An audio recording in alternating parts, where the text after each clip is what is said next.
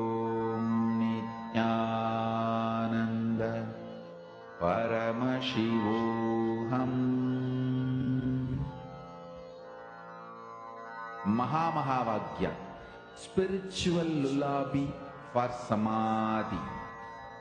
And Suprabhatam, wake up call, wake up song for Paramashiva.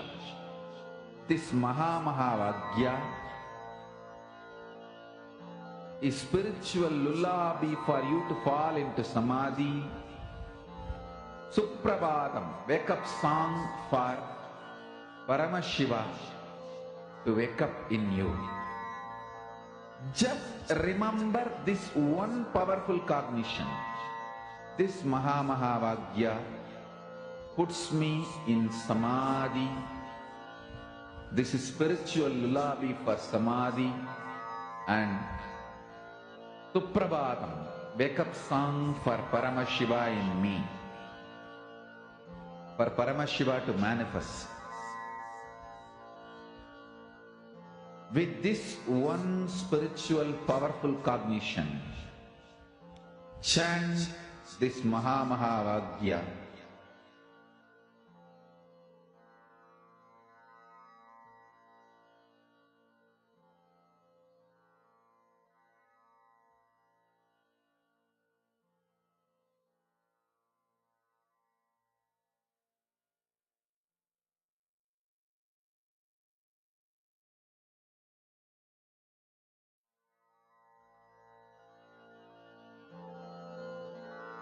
Mahamahavagya, spiritual lullaby for Samadhi. And Suprabhatam, wake up call, wake up song for Paramashiva. For Paramashiva to manifest. With this one spiritual powerful cognition, chant this Mahamahavagya.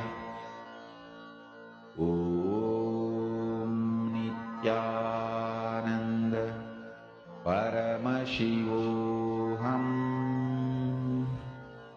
Om Nithyananda Paramashivoham. Om Nithyananda Paramashivoham. Om Nithyananda Paramashivoham. Om Nithyananda Paramashivoham. Om Nithyananda Paramashivoham. Om Nithyananda Paramashivoham.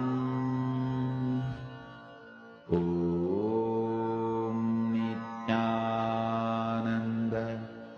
Paramashivoham. Om Nithyananda Paramashivoham. Om Nithyananda Paramashivoham. Om Nithyananda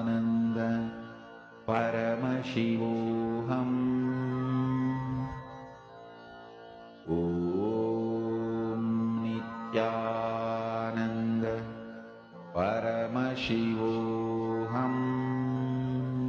Om Nithyananda Paramashivoham. Om Nithyananda Paramashivoham. Om Nithyananda Paramashivoham. Om Nithyananda Paramashivoham. Om Nithyananda Paramashivoham.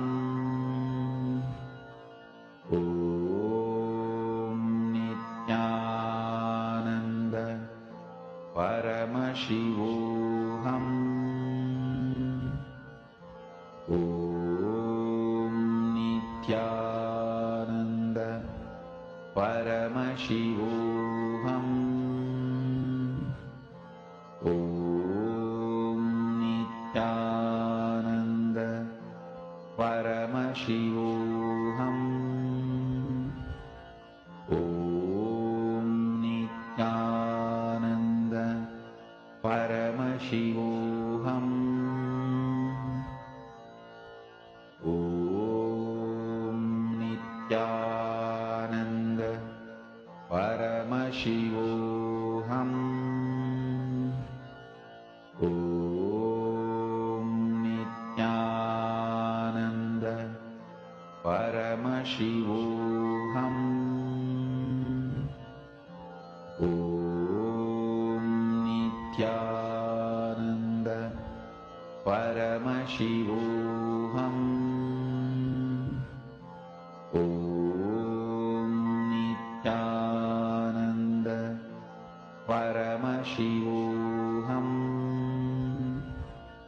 Om Nithyananda.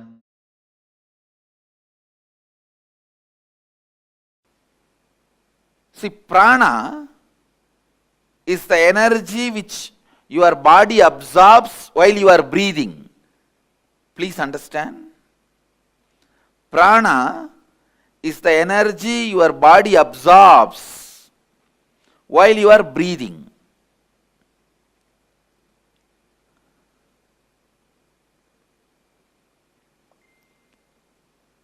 Air itself is not prana, but the energy which comes through the air is prana. Air is like a vehicle. Air is like a vehicle. On a physiological level, prana refers to your circulatory and respiratory systems. See, prana does 5 things inside you. Inhalation, that's called prana. Vyana means the air which goes inside and stays in you. Third, udana, the air which goes inside and spreads all over the body. Samana, the air which leaves your body. Apana, the air which does cleaning process in your body. Actually, these 5 movements of air energy inside you, as totally called as pranic layer. Please listen. I'll repeat once more. The 5 breathing activity happens in you. Inhaling, holding, exhaling, spreading all over your body, and cleaning. These 5 put together is called pranic layer. And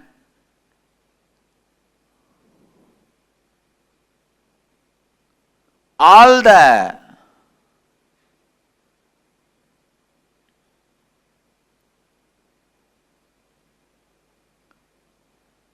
energy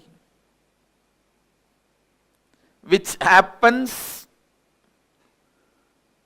during the breathing process gives life to you. So please understand, prana is one of the important source of life. In this layer, all our desires are stored.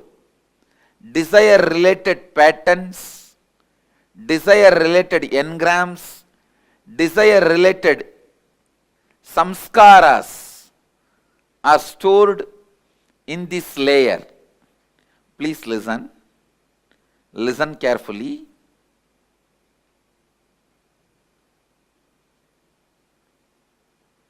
Your desires are your life. Your desires are your life. Listen. It's your desires which infuse life into you, and it's your desires which infuse energy into you. Same way, Conflicts in your desires brings tiredness in you. Contradictions in your desires brings boredom in you. Confusions in your desires bring frustration in you. Please understand. Your desires are your life. Conflict in your desires bring confusion in you. Conflict in your desires bring tiredness in you. Confusions in your desires bring frustration in you. Its contradiction in your desires bring boredom in you. Actually, if your desire is pure, every breath you inhale and exhale will make the desire into reality. When your desires have conflict, confusion and contradiction, every breath brings tiredness, boredom, frustration in you. Every breath is like a air blower into balloon. Your desires are the shape of the balloon. If the shape of the balloon is Tom and Jerry, when you blow the air, you will have Tom and Jerry. Conflict, constant conflict.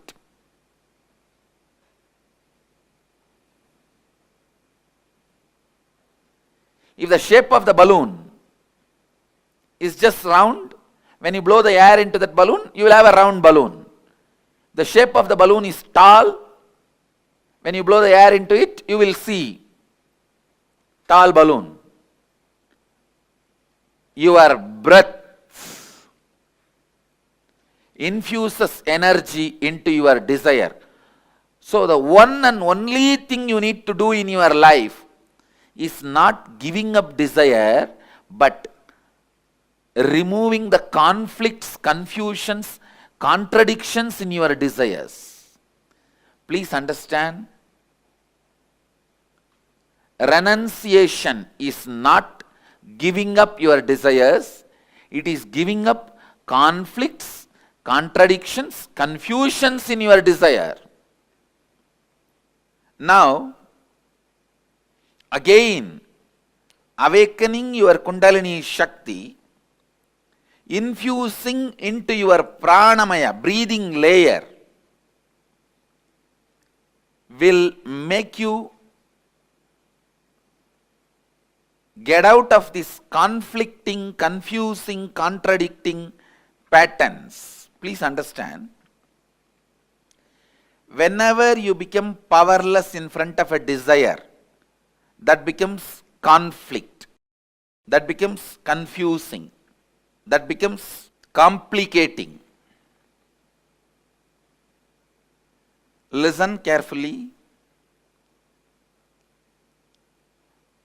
Whenever you become powerless in front of your desires, those are the moments the conflicting, contradicting, confusing knots are created in your desire pattern. So naturally those knots does not allow the fulfillment or completion of your desires. Now, one, by understanding and completing, second, by awakening your Kundalini Shakti. In both ways, I'll help you to overcome these complications, conflicts and confusions. This Kriya we are going to do, the process we are going to do now,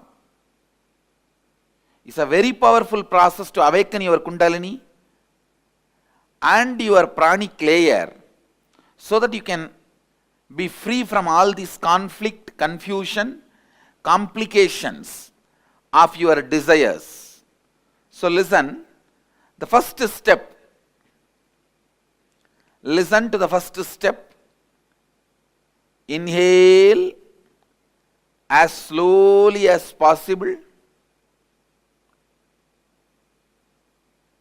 Hold as long as possible. Exhale as slowly as possible. Hold your lungs empty as long as possible. Listen. Inhale as slowly as possible, comfortably. Hold as long as possible, comfortably. Exhale as slowly as possible, comfortably. Keep your lungs empty as long as possible, comfortably. If you already have high blood pressure, any problem in the lungs, any heart disorders, any other serious illness, please do not do this kriya. Others, do it very sincerely, as much as you are comfortable. Let's start the process. During the process, you should be standing. Please stand up. 3 feet gap between both the legs. Put your legs wide apart. Inhale and exhale. As slowly as possible and as deeply as possible. Please tie the ribbon. Please close your eyes and tie the ribbon. Inhale.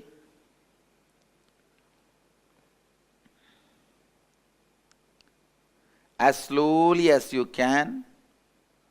Hold as long as you can. Exhale as slowly as you can.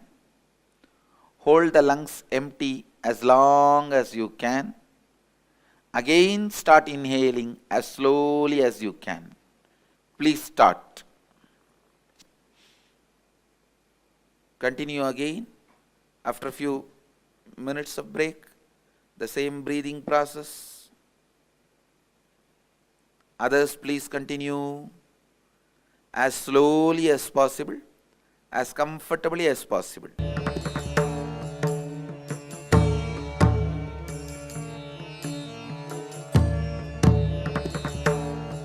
Relax. Please settle down wherever you are. You can have a few minutes break.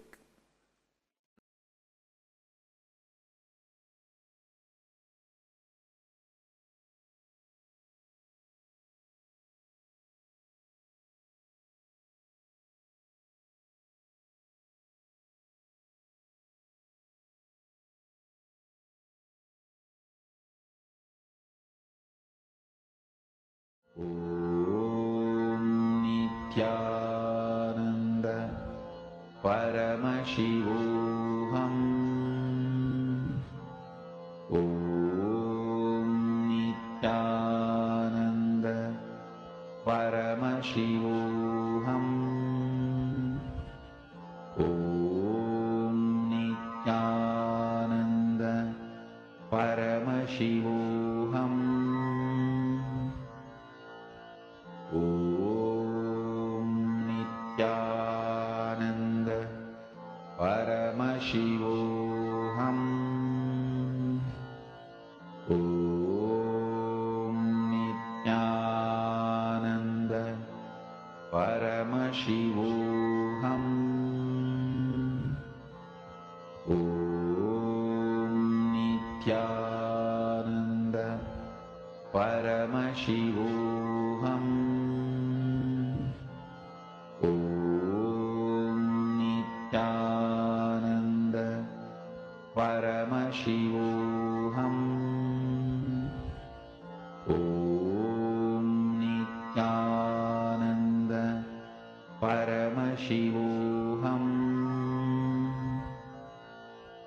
Om Nithyananda Paramashivoham. Om Nithyananda Paramashivoham. Om Nithyananda Paramashivoham. Om Nithyananda Paramashivoham. Om Nithyananda Paramashivoham. Om Nithyananda Paramashivoham. Om Nithyananda Paramashivoham. Om Nithyananda Paramashivoham. Om Nithyananda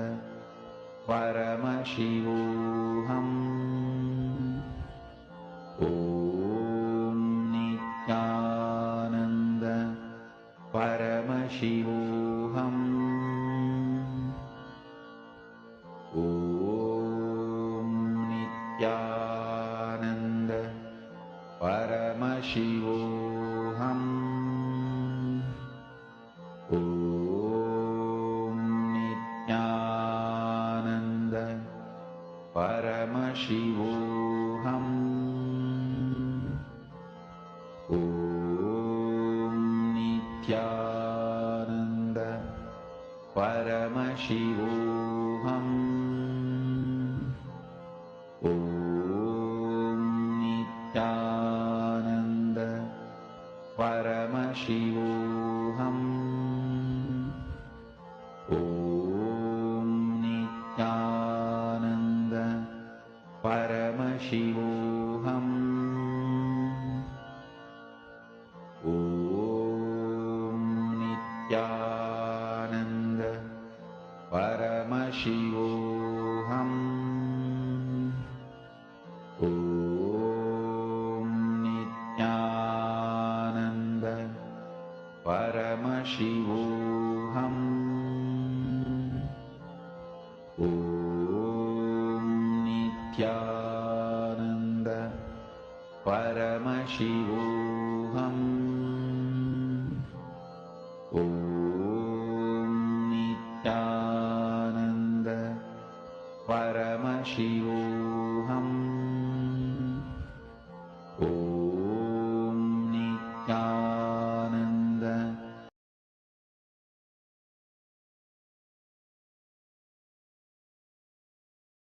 What is wealth? Knowing the knack of how you have to be useful to society and enrich it so that they enrich you. That's all. That's all is money. If you think money is too big, just by making it you will become tired. That is the biggest poverty. Please understand. Just by making it, if you become tired, you are working, functioning out of the concept of poverty. You will make, but you will not be there to enjoy. Somebody else will be enjoying. That is why I am saying, make money without thinking it is too big. Make money knowing that it is the dust which flies while you walk. I have to here put it on record. One of the statement I heard from my guru, while you walk, the dust which flies, the feet dust which flies, equating that to your wealth, and the person who walks, the wealth follows him. Understand?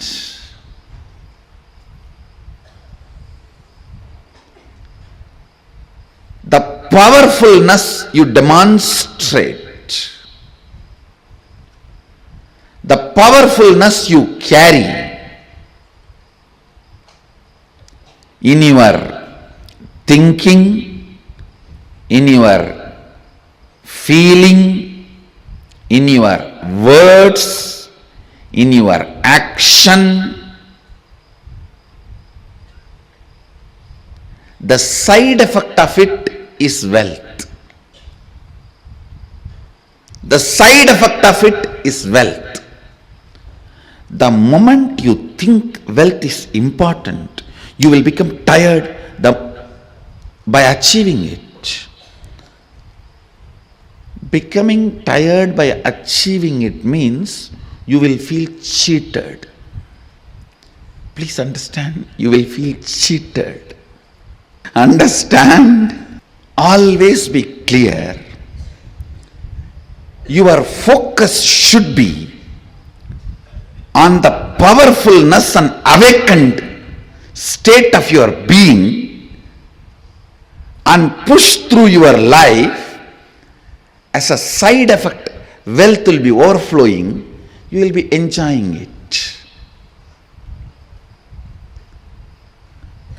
Uneducated are those who are educated only in schools. Poor are those who think money is only wealth. Poor are those who think money is the only wealth. If somebody thinks money is the only wealth, how he is going to be cheated?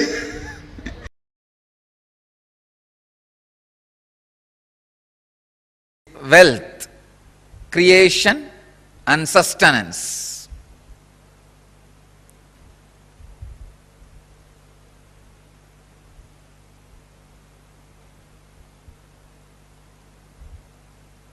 I can say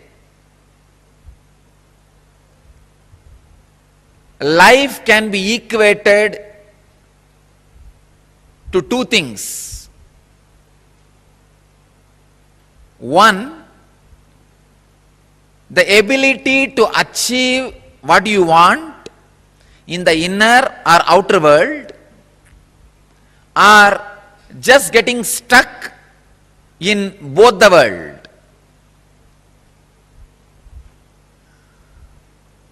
These are the only two equations. As on now, at least people who are sitting in front of me, I can say very clearly, there is nobody who doesn't want wealth. Everybody wants it. But they do not increase the life in them to the level they want it. Wealth can be equated to the life energy you express. Straight equation. Because as on now, a normal man has wealth as the first priority in the life. So be very clear, if you do not have wealth, don't blame anybody, just you are not expressing life in you. Life energy is not happening in you. You may think, what an incarnation has to do with wealth? Why Swamiji should talk about wealth? I can tell you, wealth itself is not wrong. Your concept about wealth, if it is correct and proper, not only it will not be wrong, it will be right. I wanted to present first few basic concepts about wealth properly. First, when a man decides to create wealth, not steal, understand, create wealth, you will have wealth and the great fulfillment you lived. And your whole energy will be towards the creation, not destroying others. I am seeing very clearly, the fellows who are interested in destroying others, going after people, harassing them, they are completely dull, dead. In their very consciousness, they are poor. I tell you, the consciousness attitude which works towards creating wealth makes you non-violent, because your whole energy becomes creative. Creating wealth brings tremendous interest in life and non-violence. First I have to clear all the wrong concepts about wealth. Only then I should talk about wealth. Otherwise you will not be able to grasp why an incarnation, a Paramahamsa should talk about wealth, why a sannyasi should talk about wealth.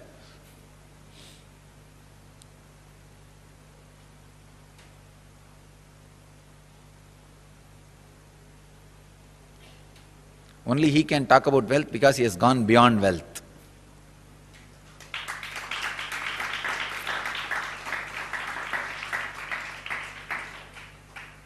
He cannot be made wealthy by wealth.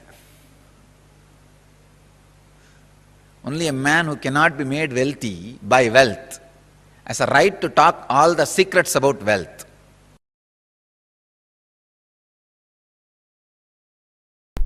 Even your professions, careers, build as per the Hindu tradition and Hindu scriptures, because they are so much of life positive. And I tell you, the wealth you generated by being life positive is awarded to you as your richness in any plane. Please understand. With all my integrity to Sadashiva, I give you this cosmic legal advice.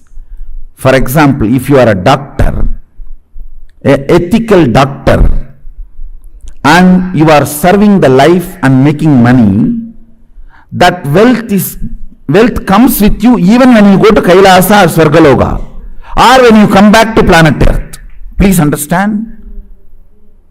I am very responsible when I am uttering these words. These are really true.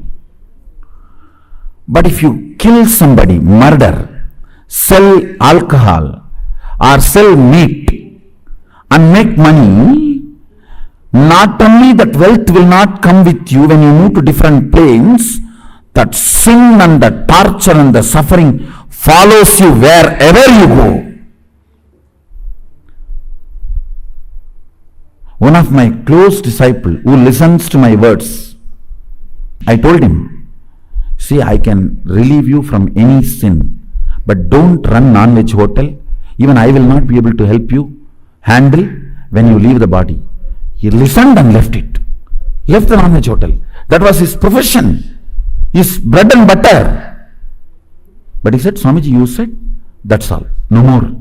He just shut it down. Contribute. For example, if you are running a software company and making money, it's a contribution. It's good for you. Contribute and make money. If you are selling house, doing real estate, it's good for you. It's a contribution.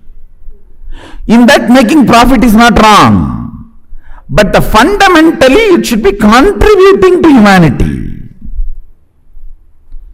Never do this meat, alcohol, that kind of business which is harming the beings. Same way, tobacco. Never, never, never do that.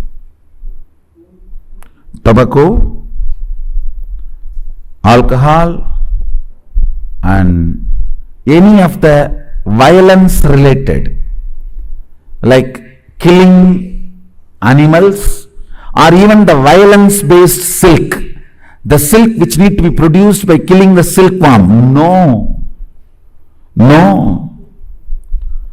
do not go for any of those careers and professions. See, for example, when you are running a software company, you invest only $10,000, but you make $1 million, nothing wrong. That is not at all wrong.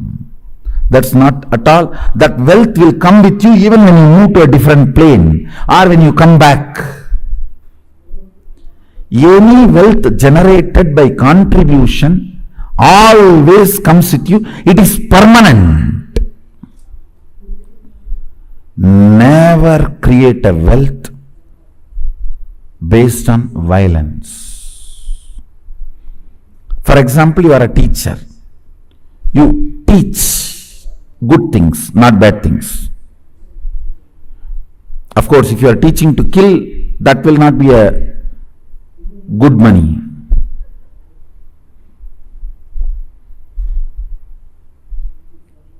If you are teaching people to contribute and generate wealth, that will come forever with you.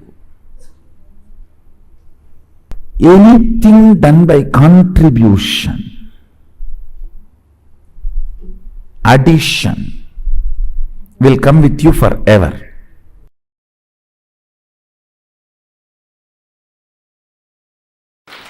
See, money is simply extension of your understanding about you, your strength on you, your strong belief on you.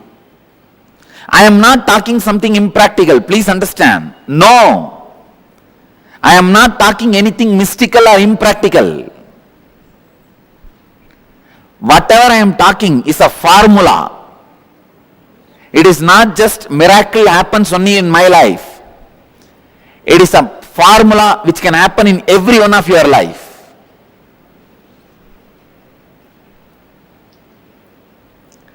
The right attitude towards money is, please understand, the right attitude towards money is, it has utility value for the things you want to do. Neither suffer with the feeling I don't have enough, nor be overloaded and develop arrogance or ego or influenced by having it. Neither be influenced by not having, nor be influenced by having.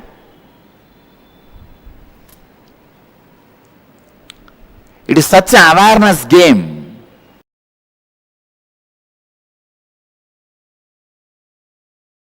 Wealth is not something outside from you. It is extension of what is you. Please understand. You go on accumulating something in your life. If you are conscious, organized, you accumulate wealth. Otherwise, you accumulate poverty. But you go on accumulating something. Please understand, you cannot be in between. You can't say, no, neither I am progressing, nor I am losing. No. Either you are progressing or you are losing. Means, either you accumulate wealth or you accumulate poverty. Accumulation is your life.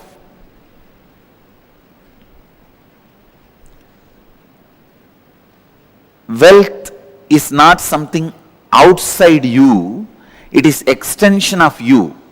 What you feel about life, what you feel about you, all these ideas only decide whether wealth is going to be around you or not.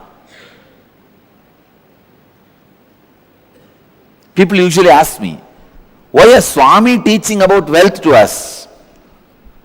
Who else you think should teach? Only a Swami can teach. I tell you, because your concepts about you plays a major role whether you are going to have wealth or not. If you are not attracting wealth around you, if you are living in a consciousness not enough, there is something seriously wrong with your being. Work on that first. Work on that first. Please understand. Work on that first. Altering the understandings you have about wealth is a very important thing you need for creating and celebrating wealth. Please understand, grabbing is completely wrong. I am not teaching grabbing, I am teaching creating, to keep the public attention diverted. I am not asking you to become grabbers. No.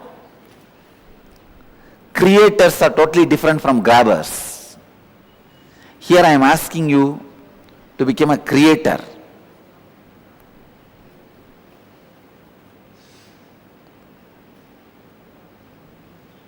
Wealth is not just money and gold alone.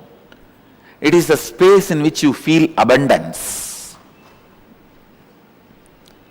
I am not saying without money and gold start feeling abundance. Have enough and have the space enough, both. Have enough, have the space enough, have both.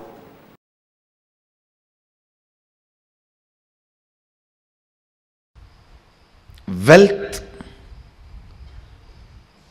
money, abundance, even though all these words look like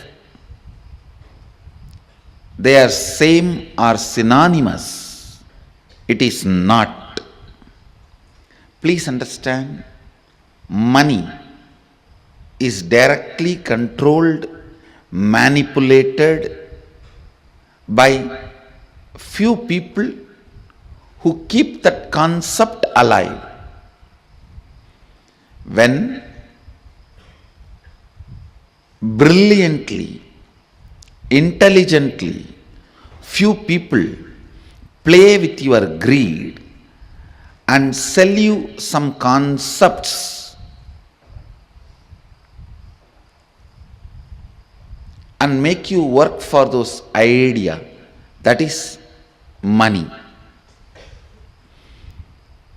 Money is not abundance. I am not saying for abundance money is not required, but I am saying money itself is not abundance. Please understand. Abundance is overflowing ecstasy, confidence in you that you can exist, your existence is joyful, blissful for you and the people around you. Please understand. It may be looking very mystical. I'll explain step by step. But today I wanted to give you the last word on abundance. No beating around the bush. Last word on abundance. Listen. Even that word has nice meaning. Abundance. Bund means bank. Abund means without bank. Dance. Jumping without a bank. Jumping without a bund. Abundance. See, a overflowing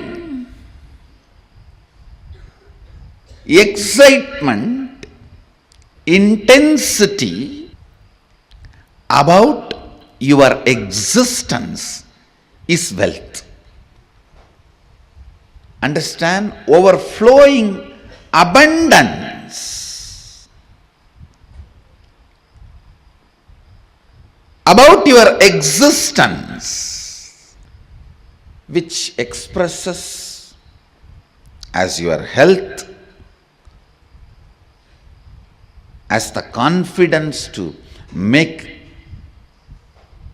whatever you want, as a strength to manifest everything you need, and not attacked, disturbed, destroyed by the so-called social impossibilities put on you, please listen. Society puts impossibilities on your head so that you can lose the idea, you can lose the purpose, you can lose the goal of your existence. Please understand.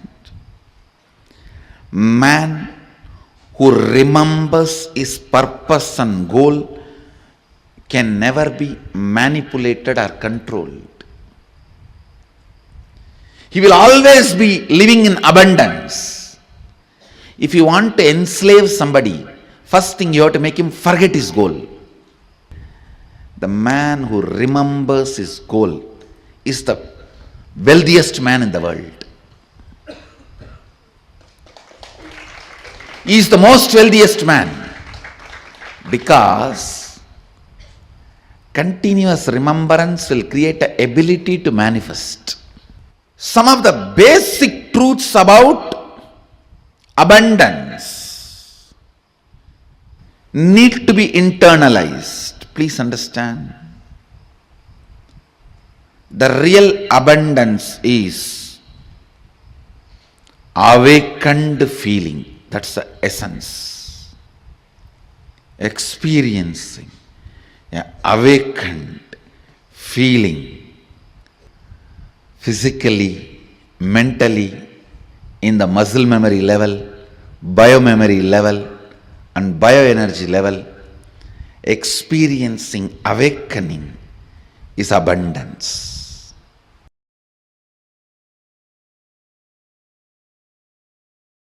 The idea, the concept with which the wealth is generated, you have been asked to work, is wrong. Doubt that. How you feel? Actually, this was told to me by my guru.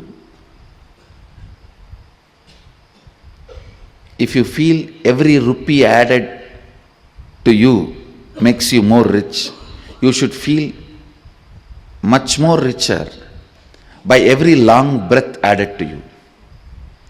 Every long breath, the energy it awakens in you,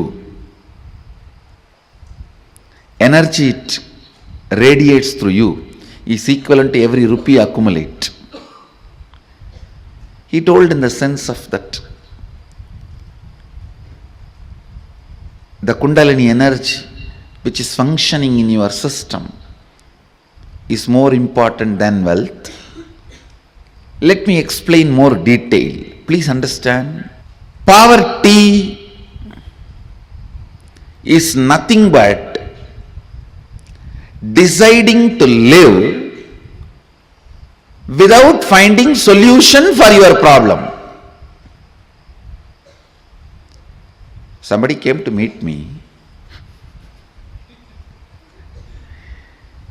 The person knows all his problems.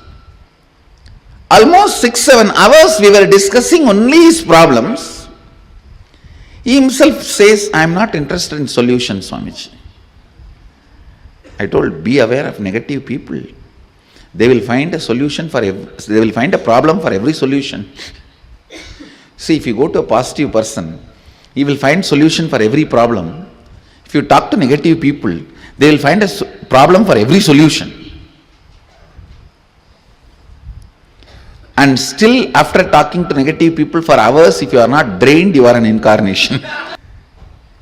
Poverty means knowing your problem, does not want to solve it. Richness means constantly being alive. Please understand, being alive is enough. You will not tolerate the existence of conflict and confusion and dilemma. All I am requesting you to get out of poverty is Just increase the number of your waking hours. Nothing else. Reduce the tiredness and boredom. The time you worship Nidra Devi Puja, reduce that time, that's all. Increase the number of waking hours, I tell you, because by your nature you cannot survive with dilemma and conflict. You will start finding solution. You will push yourself towards the solution. You won't keep quiet. The meekness, weakness in thinking through about your existential problems is poverty. Listen, meekness and weakness about thinking through in your existential problems is poverty.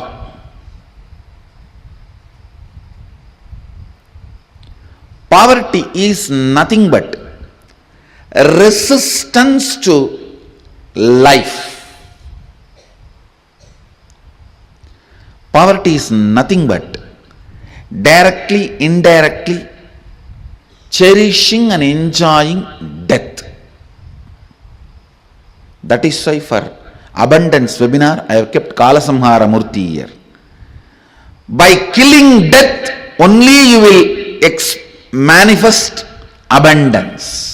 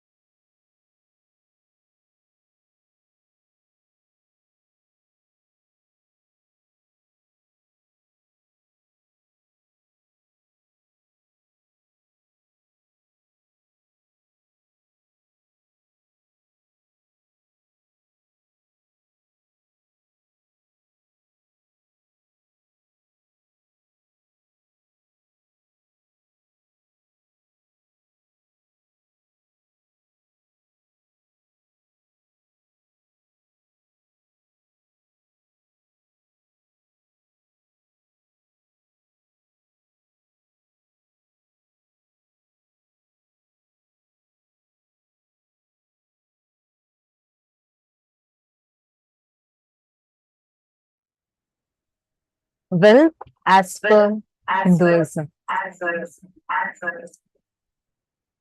So beautifully, Swamiji defined to us literally what wealth is and how the myths that we carry about wealth are wrong.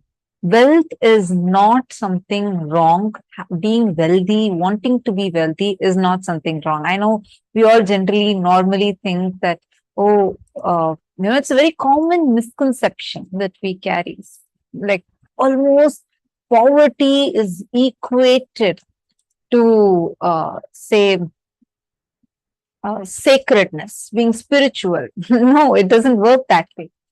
We all the time equate poverty to spirituality. We equate poverty to call yourself as some good person. But poverty is a lack of consciousness. See, there are people who consciously decide, I don't want wealth. That is okay. That is different. But equating poverty to spirituality is not the right thing, because being wealthy is a significance, it's actually signifying that you are consciously alive, active. So Swamiji had taken us through a series of powerful cognitions, and the first part of the session we all understood how the conflicting desires, contradictory desires inside us are responsible for us not to manifest wealth. How many of you understood that part?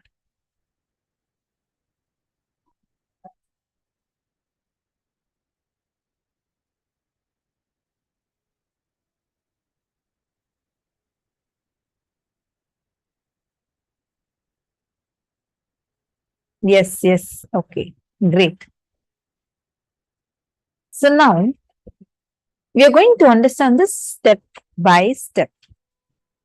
Ankita, is Anisha also there with you? Actually, this concept would also help. I only see you. Okay, I see both of you now. Great. Yeah. Anisha, I think you could be a little more visible. That way I'd be able to see you. So I couldn't see you earlier. See, actually, you both also would be able to understand this in a very, very, very powerful way, because generally we all always have these misconceptions about wealth, which is stopping us from manifesting wealth and abundance in our lives. It's not just wealth as equal to money. Wealth equate, see, money is also part of wealth, but money alone is not wealth. What we consider as wealth, sometimes it's people around, sometimes it's the kind of things, cognitions that people hold about us. Like this, the definitions might vary. First, how many of you understood the ideas, misconceptions you're carrying about wealth? For example, wealthy people are arrogant people. Wealth is just too much of a headache. How many of you see, we buy these ideas from movies?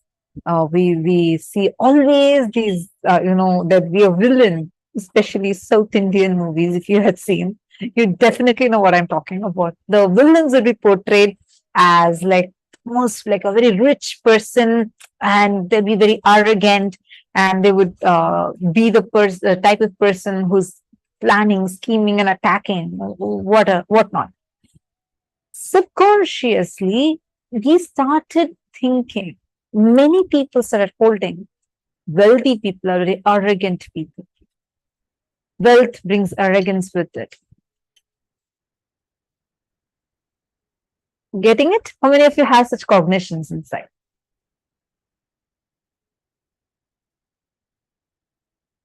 That's my biggest problem in life, by not understanding correctly about wealth. Ma Nithyananda Jnana Yogi has posted. Yes. Actually, Ma, that's one of the biggest problems that almost everybody has. Ma Zingyangzo, I'll come to your questions about God a little later. First, let's understand this one concept about wealth, okay? Then I request if you could top it up again a little later. I'll definitely answer your question. See, the cognitions you carry about wealth, wealthy people, all of these matter. You go on saying, I want to become rich, I want to become rich. And one more side, you keep cherishing the statement saying, oh, wealthy people are arrogant people. How do you think then wealth is going to manifest for you? Understand, you actually have the power to manifest what you believe. When you believe wealthy people are arrogant people, your consciousness is definitely not going to manifest wealth for you. If you believe wealth is overwhelming, definitely your consciousness is not going to manifest wealth for you. One said you have a desire to be rich, you want to get more money, you want to buy your own house. No problem in those desires. Problem comes when the desires get conflicting, contradictory, and complicating. So now we need to understand this. Where does this actually happen? Let's understand about this conflicting desires, contradictory desires, and complicating desires. Okay, I want you all to do a quick activity with me. I know we do it every season, but this gave me such a powerful understanding. So could you all do this along with me, please? May I request all the participants to close your eyes. You're going to visualize along with me, and you're going to be visualizing whatever I'm telling. Okay? Ready? Please close your eyes. Visualize these things. I am walking. Just visualize yourself walking. I am sitting. I am running. I am dancing. Just visualize these things. Visualize you doing these actions. Now visualize, I am not running. I am not jumping. I am not sitting. I am not standing. Please relax. Okay. Now could you all take a moment and share with me? What did you observe? Whenever I said a positive action, when I say I am running, I am walking, I am doing this action. Were you all able to visualize you doing those actions? Yes? Wonderful. Now, how about when I say I am not doing a particular action? I'm saying I am not jumping. I am not standing. I am not sitting. Were you able to visualize those actions? Probably you would say, yes, I visualized. When you said I'm not standing, I visualized I'm not standing. Well, how did you visualize it? I visualized myself sitting. Again, you visualize only an other action. The word not does not exist in our visualization. How many of you are getting this? This no and not, you cannot visualize it. How many of you are clicking at this? Oh my God, yes, yes, yes, yes. Diana's fellow saying, yeah, I did not know what to do. I know, right? First time when they made me do this exercise, I was like, what should I think? What should I think? Come on, I'm not getting a visualization for it. How many of you are clicking with this? Hey, come on, I see so many of you in camera participating. I request you all to post messages. See, we are having participants across like 10 different Zoom rooms.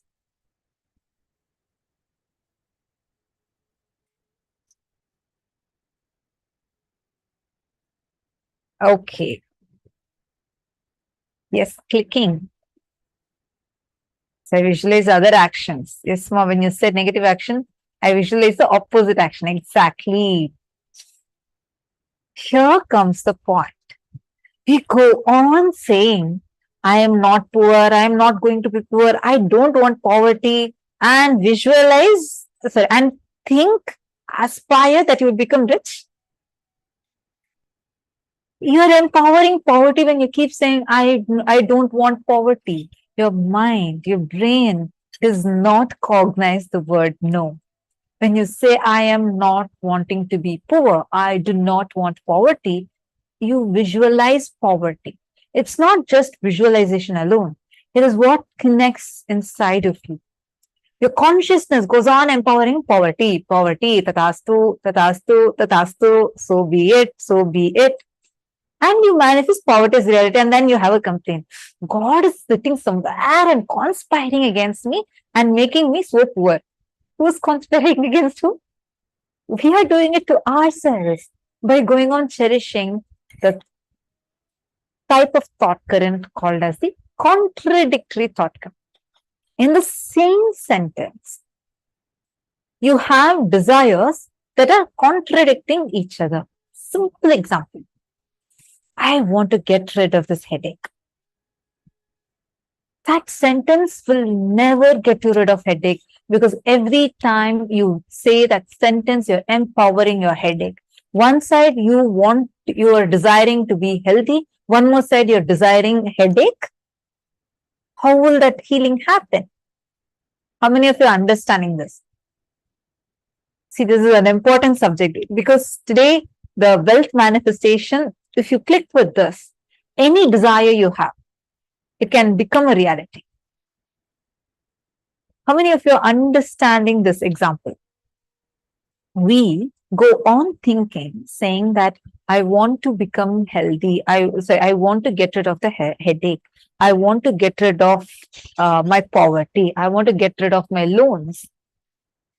Do you think now, with the exercise that all of you just did, can you all tell me, by me constantly saying, I want to get rid of my loans, I somehow want to get rid of my loans, what will I manifest? Will I be able to actually get rid of my loans? Or what is the reality I'm going to manifest?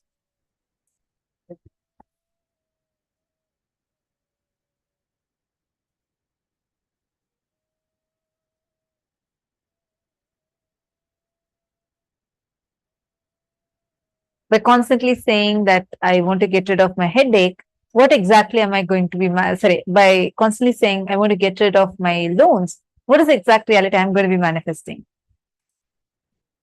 Please take a moment and post.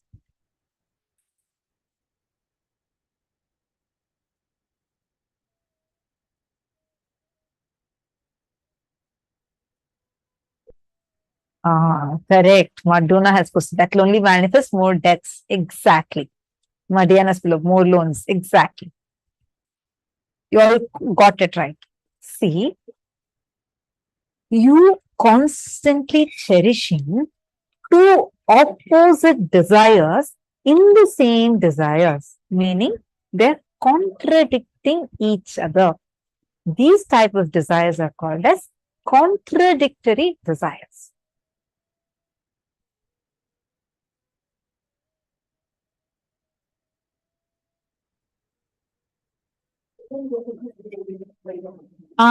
Okay. Ma uma lam kaje lam lan sorry. Ma uma. I'm sorry, I'm not able to pronounce the last word. I really apologize for that.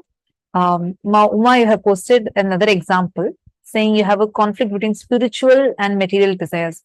That is not coming under this subject. See, there are three types. First, contradictory desires.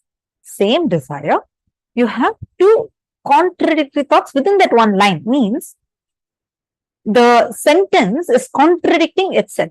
The same desire is contradicting the purpose of it. Next, conflicting desire. Conflicting desire means two desires. Like example you posted is conflicting. The spiritual and material issues. You all the time want to do spiritual practices, and you all the time want to increase the income and through better paying jobs.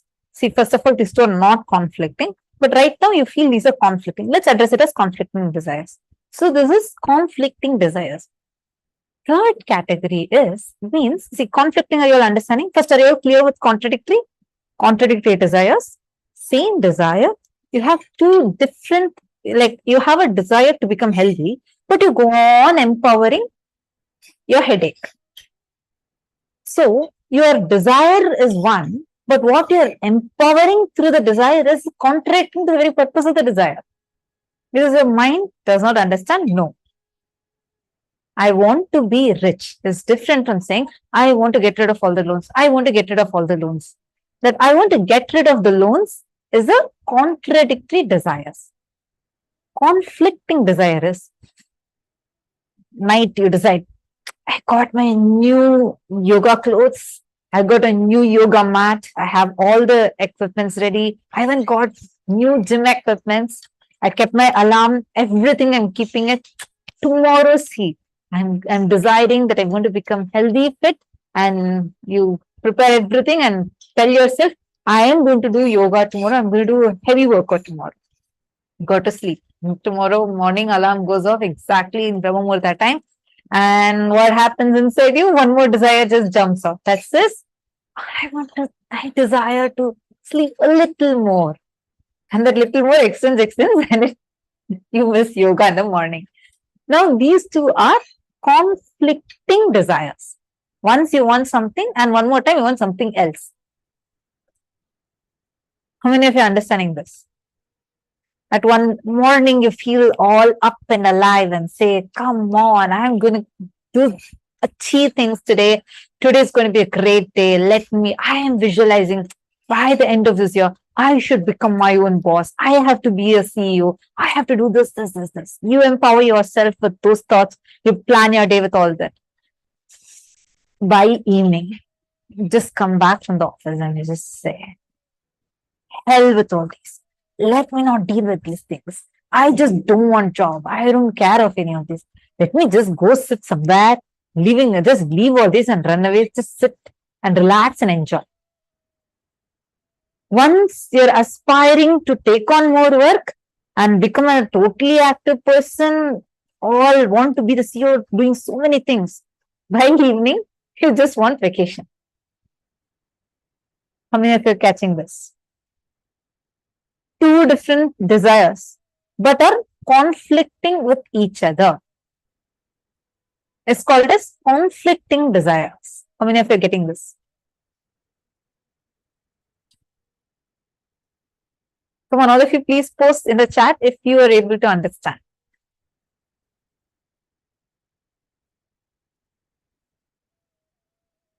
Asaf Shah is saying this is very interesting. I saw it all. What can you give an example of contradicting desires?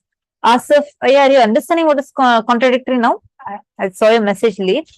I gave an example. Were you able to understand now? Please let me know if you understand. Okay, thanks. Great. Vanahastanandaya. Great. So now, let's all work together on understanding the next time. Complicating desires. Complicating desires means you want something, instead of directly getting it, you try a very complicated way and then forget the very way how to achieve that desire. Like, you want promotion.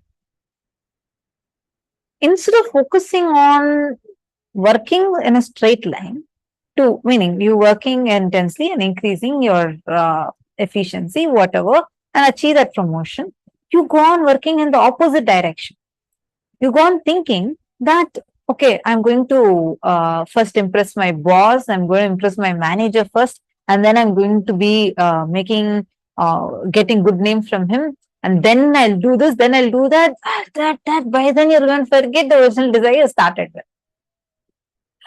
I remember the example Swamiji gave. It is like you trying to get married to experience true love. That's an example of complicating desire. Okay, just kidding. See, you wanting something, but then you try all directions and forget the very way how to achieve it. So then you complicate it so much in your head, it feels like impossible. Did you even try it? No. You want to become wealthy. So you're trying to now build good relationships with people. Not even with the thing clearly, okay, this step 1, step 2, step 3, then I'm going to become wealthy. No. You want something, but you're working in a completely different direction. Ma Vimala has posted, we need to learn more positive words to actually, I feel really blessed being grown up in Gurukul because our language is like that. We do not use the words no, not, all of these. These are called as negative words. We use only avoid. Like, for example, if I'm in Gurukul, like let's say I'm conducting the program, like normally how we talk would be Tatsupriya avoids wanting this. Not that I will not say I do not want this.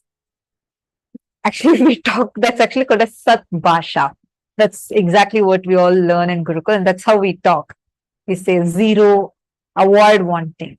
It's a, you'll feel funny, like, oh, what's there in just changing few words? The power it has. It even has the ability where you'll be able to even heal yourself. Prema Karni is posting lol with the marriage and love. Actually, that example is how I understood. Samjit explained this, saying this is an example for complicating desires.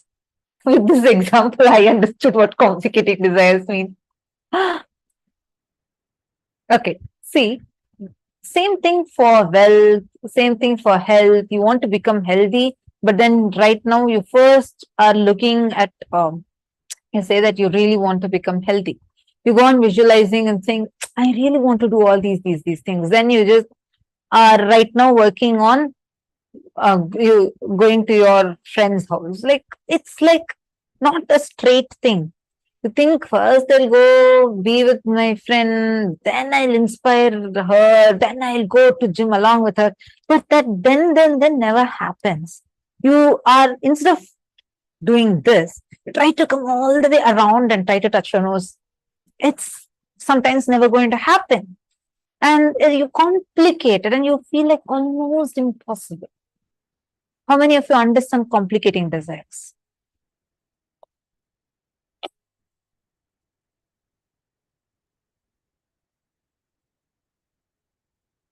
Okay, Ma Ananta Mahapurna is saying, I do not see contradiction at work. I want to be active, productive. When my work is over, I want to do something to relax. It's okay or no. Okay, I'll explain this again. See, first thing is contradictory desires. Contradictory means I have a desire. In the desire, let me say, I don't want to be poor. I don't want to have loans. But when I'm actually thinking I don't want to have loans, I'm only empowering loans more and more. So my very desire is contradicting with itself and wrongly empowering something that I don't want. That is called as contradictory. Clear? Next, conflicting desires. Conflicting desires means in the morning you say, I want to bring everything. See, relaxing is not wrong, but many times you come back from work and say that just hell with all these. Who wants the life like this? I don't want to live a life like this. Just get rid of all of these things and I'll go sit somewhere in remote Himalayan caves and meditate. I heard this so many times from many people say things like this. I just want vacation. I can't handle work. Let me just have vacation from this. I just don't want it. It's not from the context of just relaxing, but more from a desire to just be without any of this tension. So there is one side you want something, another side you want something else, which two are contradicting. It's like, I'll give a simpler one. Health. You want to be healthy and you want to eat junk food. This is called as conflicting desires. You're understanding? There's a conflict between your two desires. Are you understanding, Mananda Mahapurna? Third, complicating desires means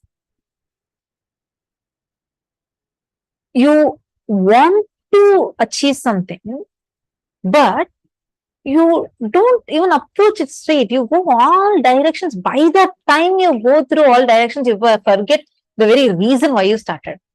You want to go originally, go to a shop and buy a packet of milk and come. But then you go there, you go to the road, you suddenly meet up with your friend, then your friend is talking about some clothes she's going to buy. You go with her, then spend all your money there, and then forget the very reason why you even started from it. This is complicating desires. Ma Vimala is asking, is the sentence I do not want loans contradictory because of the word loan in it? When you say I don't want loans, what's the exact visualization you have? What is the exact thing you visualize?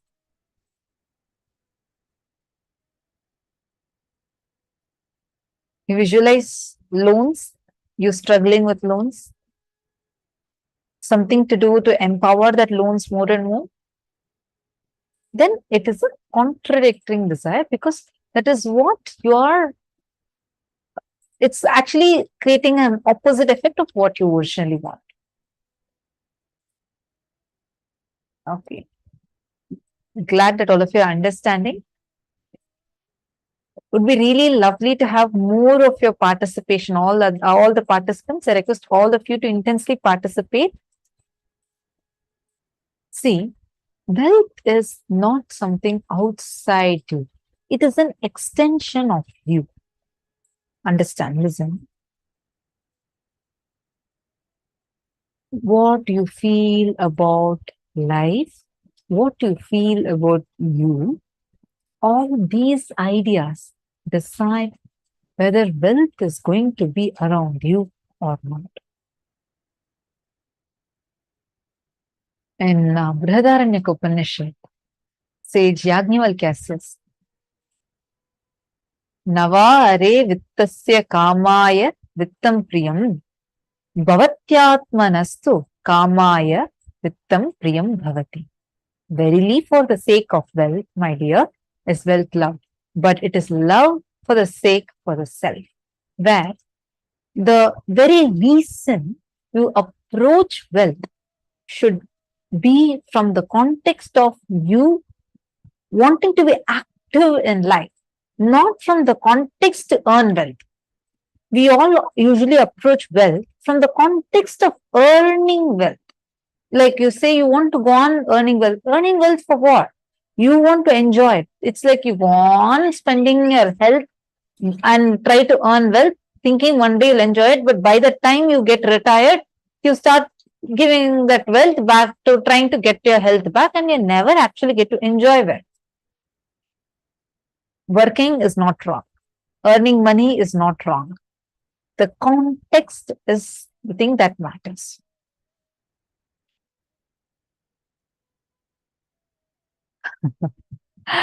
I think many of you clicked with this marriage example. Ma Nitya Kalyana Sundari has posted. Complicating desire. Want to be in love in a marriage. Contradictory desire. I do not want loan. Conflicting desire. I want to be CEO.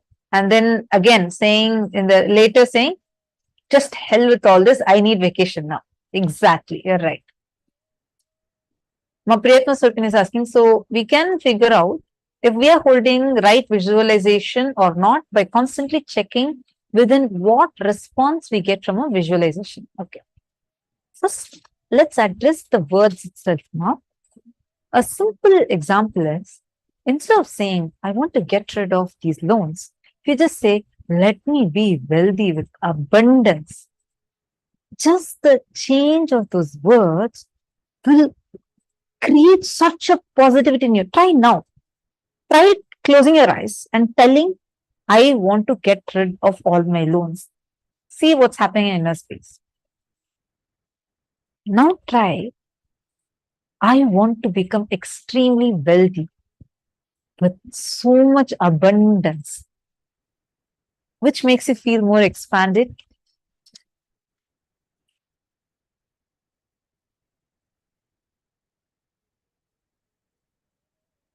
You're understanding. How many of you are getting this? See, now just by you changing, saying that, okay, by constantly saying, I am rich, I am rich, I am rich, it's not that immediately you'll become wealthy, because you're also going to have a self doubt.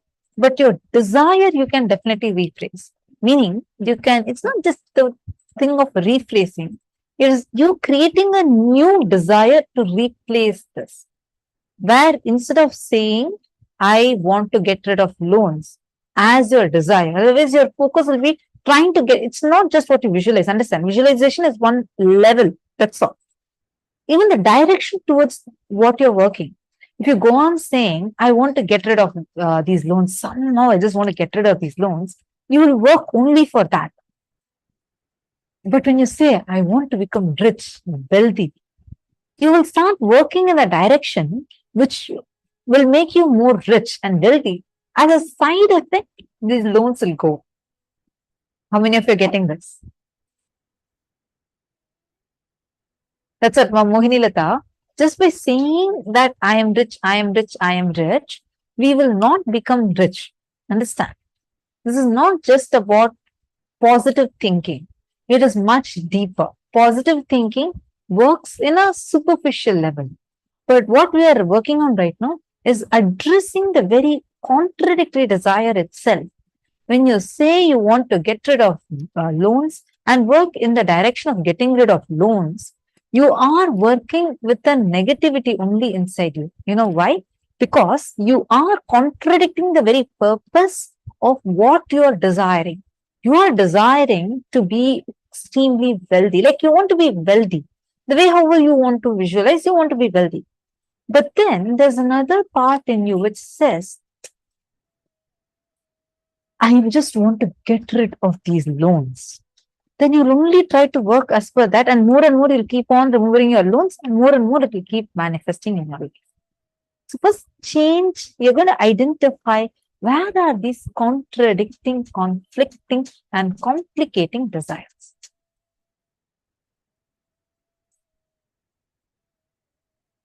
Understand? Abundance, like our Swami said. One means bank.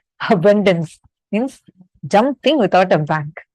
Overflowing excitement, intensity about your existence, which expresses as your health, as confidence to make whatever you want, as a strength to manifest everything you need and not feel attacked, disturbed, destroyed by the so-called social impossibilities put on you is abundance. Exactly like how Swamiji is literally living it.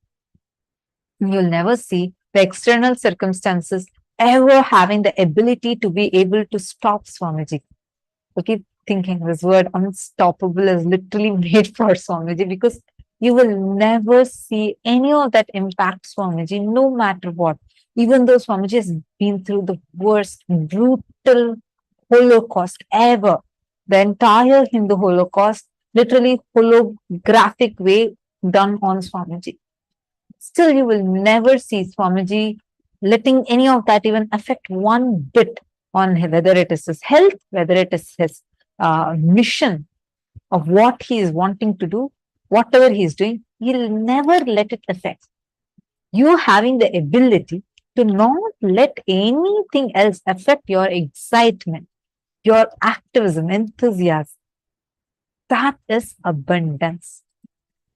Overflowing excitement, intensity about your existence, which expresses as the health, which expresses the strength about you, confidence about you, saying, I can do what I want, I can make it happen.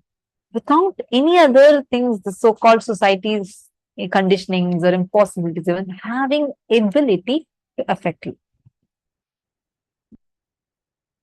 So now, let us take a few minutes and all of you are going to write this exercise. The moment you remember money, what exactly is happening? Does it bring tremendous pain, suffering, impossibility? What does it evoke in you? Like, what does it invoke in you? What type of emotion, energy? You're going to take a few minutes and all of you are going to be penning that down. Ready? Please start.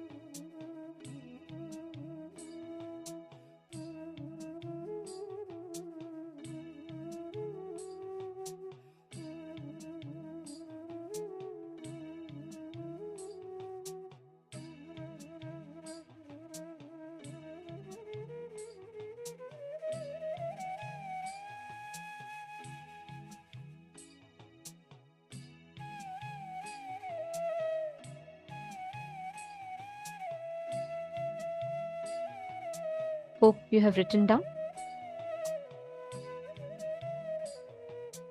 Hope all of you have finished writing. Yes. See, please understand, the essence of this is very simple. All your desires are like balloons. Let's say you have a Tom and Jerry shaped balloon, conflict. Or let's say you have a Mickey Mouse shaped balloon. Let's say you have a heart shaped balloon. Let's say you have a demon shaped balloon. Each balloon can be different shapes. Each of those balloons are like your desires. Now, if you blow air into Tom and Jerry balloon, you can't expect it to be heart shaped, right? If you blow air into, let's say, Mickey Mouse balloon, you can't expect it to be Tom and Jerry, right? What you blow life into, that desire becomes reality. That's a simple law of life. Imagine this, okay? You have hundreds of desires, very true. But what do?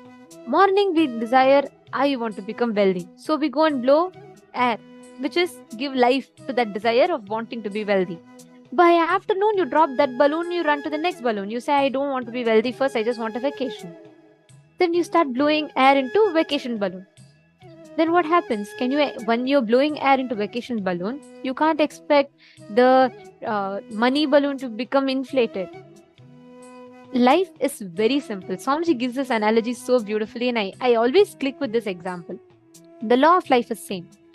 Life, each desire is like different balloons that you have. Which one you give life to, it takes the shape of that. You cannot give life to conflict balloon and you can't expect completion. You can't give life to marriage and you cannot expect joy. Just joking. But each of these, all these contradictory, complicating desires, just identify where and how do we create it. How do they get created? And see that complete with this. If you become consciously aware, that is enough. Just if your consciousness becomes aware of it, that is enough. From there you will see how you will start manifesting it.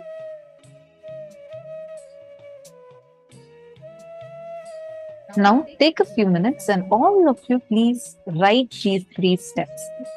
Write down all the desires you have related to money in all 3 forms: earning, spending, and saving.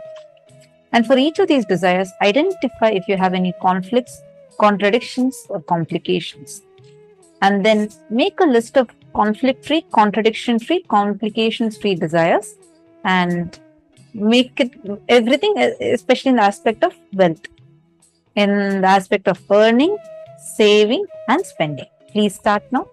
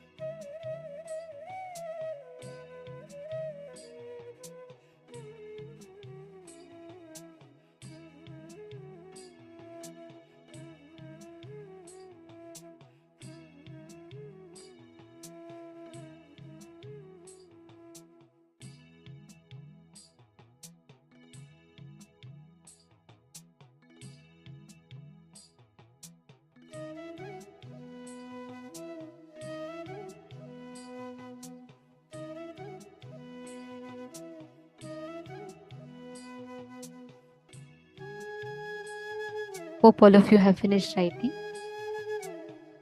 Now, we're going to be entering to the next part of this session, where we will be learning about how we can complete with the restricting wealth patterns in us.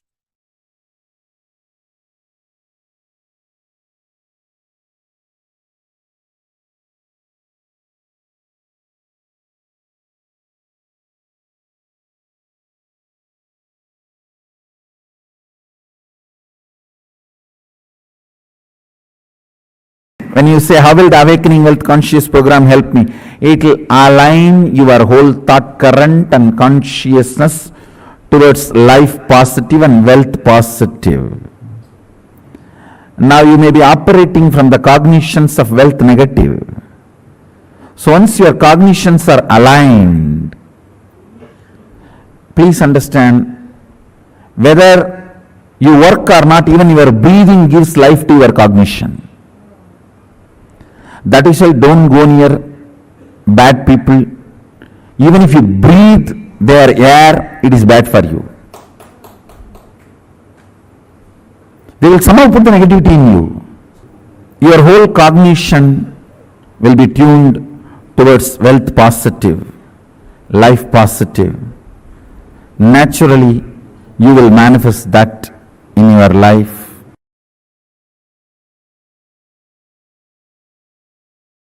Understand, giving 1 crore does not make somebody wealthier. Somebody who feels wealthy gives 1 crore. Understand, abundance is the confidence they have on themselves and their existence to manifest as much as they want, so they go on sharing, breathing out so that they can breathe in. They know they can breathe in, that is why they breathe out.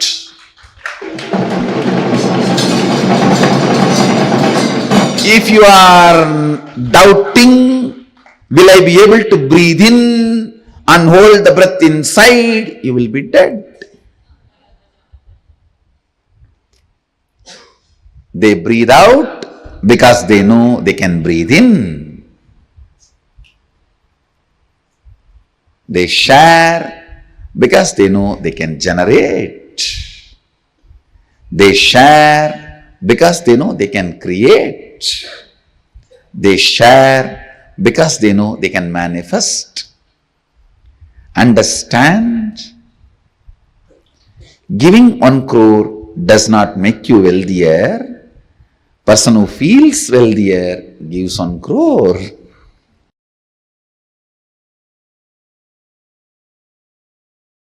Many of your desires, your movements, your actions, you complicate. Because you have a prejudice, it cannot be solved. All of you understand? How you relate with yourself. Conflicting, contradicting, complicating the desires.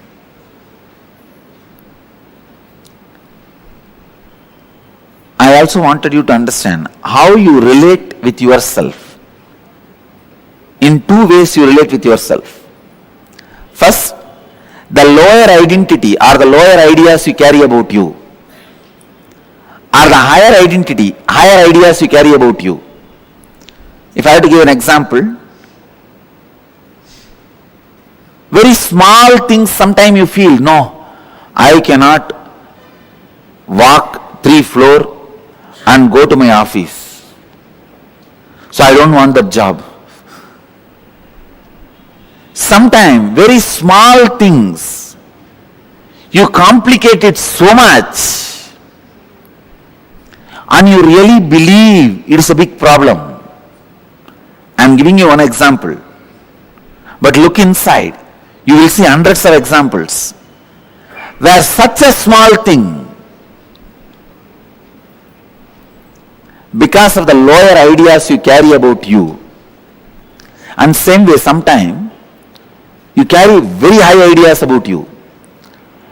And very difficult things, very difficult for others, you finish it so easily.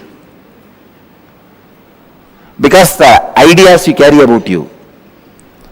Now first I want you to work. I'll give you a small exercise to work on the ideas you carry about you, so that I'll lead you to the next level of conflicting, contradicting, complicating desires. You felt very low and unhappy.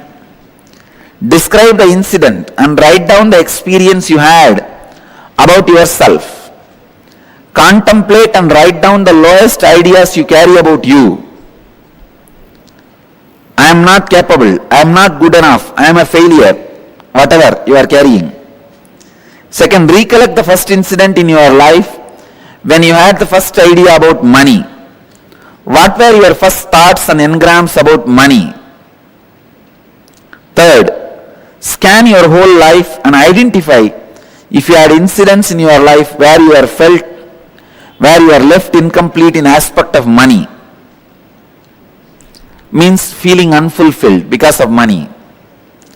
Write down the wounds that got created in you and in your relationships because of money. Answer these three questions. I will make you understand conflicting, contradicting, complicating desires, and how the higher identity, lower identity you carry. It is almost like a bypass surgery. Please, I will give you the example. Right, when I say write down any wounds that got created in you in your relationship because of money, somebody asked you money, you did not give and the relationship is broken. Or you gave money to somebody and they did not return it, the relationship is broken. Or you asked money, they did not give and the relationship is broken. Mention all those, record all that. Then I will give you the deeper insights.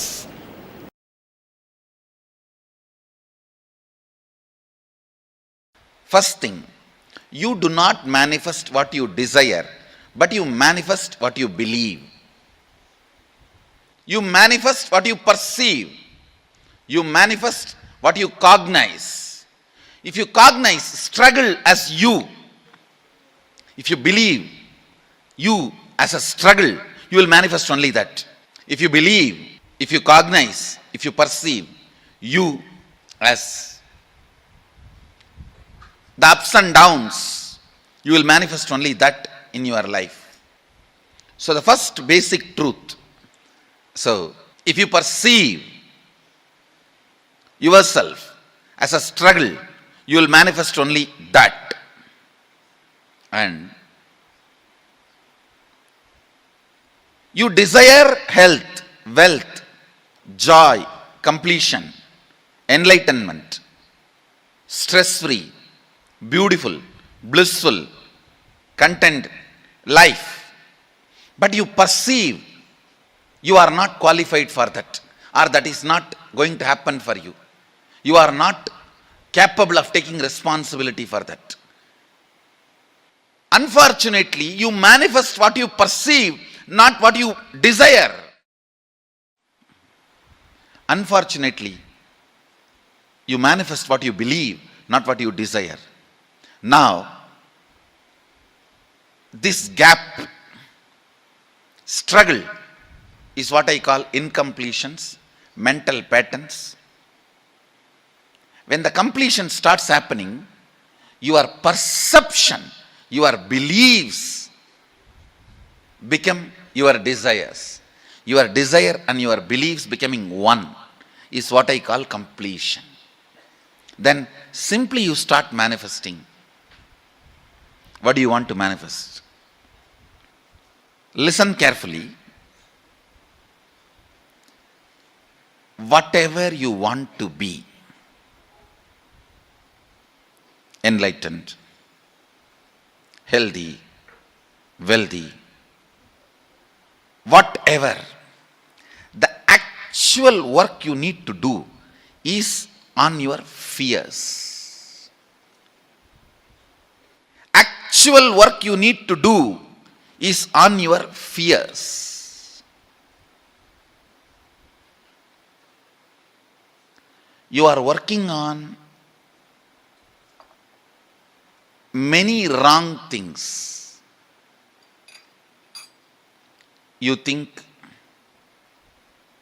you need to work on your desires. You think you need to work on your energy. You think you need to work on your activism.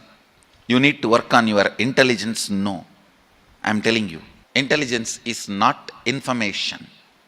It is ability to handle information.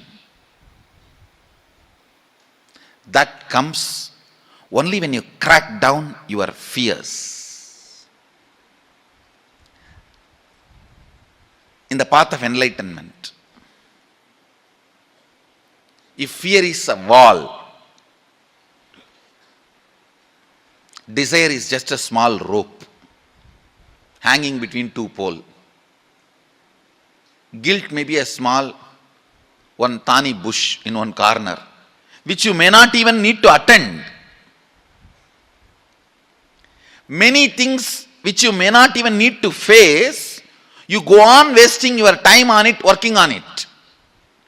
Actually, what you need to face, you need to crack down on your fear. That is the most important wall you need to break. Even here, the secrets of attracting wealth, the most important thing you need to break is your fear. You need to crack is your fear. It's for the courageous. Actually, I see, from my own experience, I tell you, wealth worships the feet of courageous people.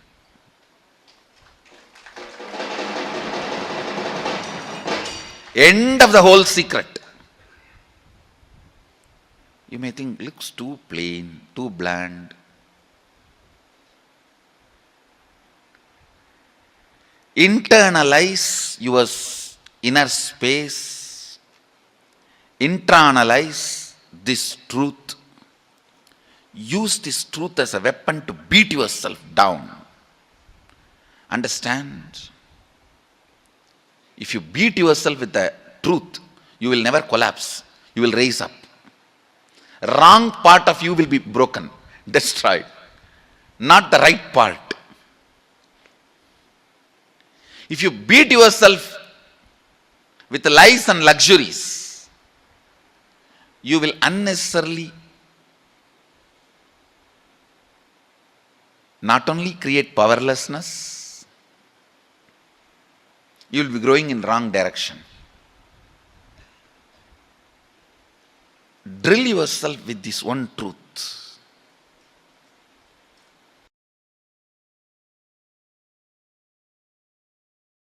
If you carry the idea, oh, if I become wealthy, I may become arrogant. I have seen many wealthy people becoming arrogant, abusive. If you carry that idea, you will never allow the wealth to become part of you.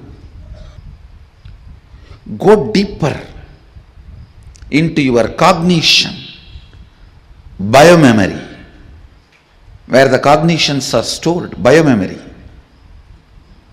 And remove the cognitions you have against abundance, boredom. If you complete that,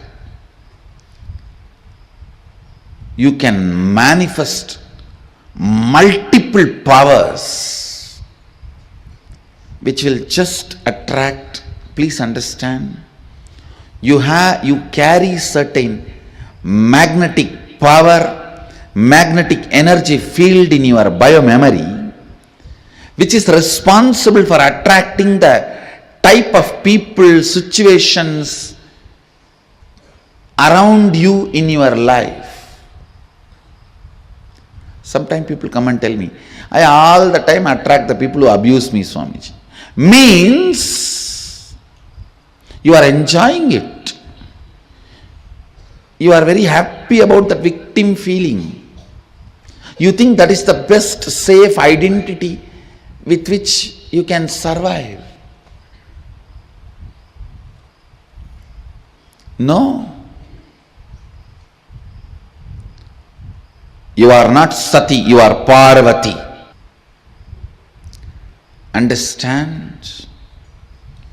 Ultimately, your bioenergy, Kundalini, should be awakened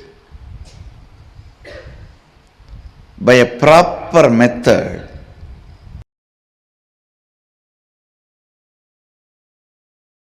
Known or unknown, you can complete. You can be out of it. It is possible. It is possible. I'll explain the science of completion. Understand, this one technique can help you whether you want to get rid of your headache or your whole ignorance and get into enlightenment. Whether you want as simple as healing your headache or as complicated as enlightenment. Anything, this one technique can give you. This one technique, it is a complete end-to-end, alpha to omega.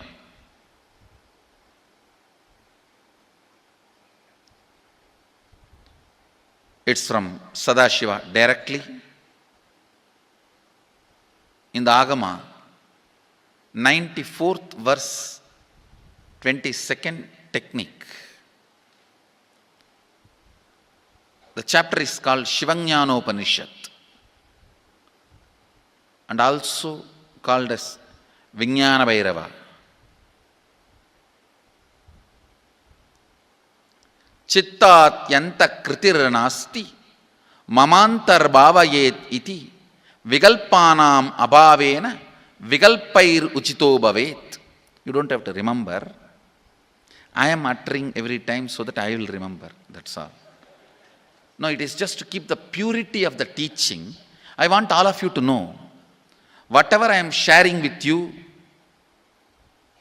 is my personal enlightenment experience, which is in tune with the earlier master's experience. My Apta Pramana, my Atma Pramana in tune with the Apta Pramana, means the earlier masters. The Shastra Pramana.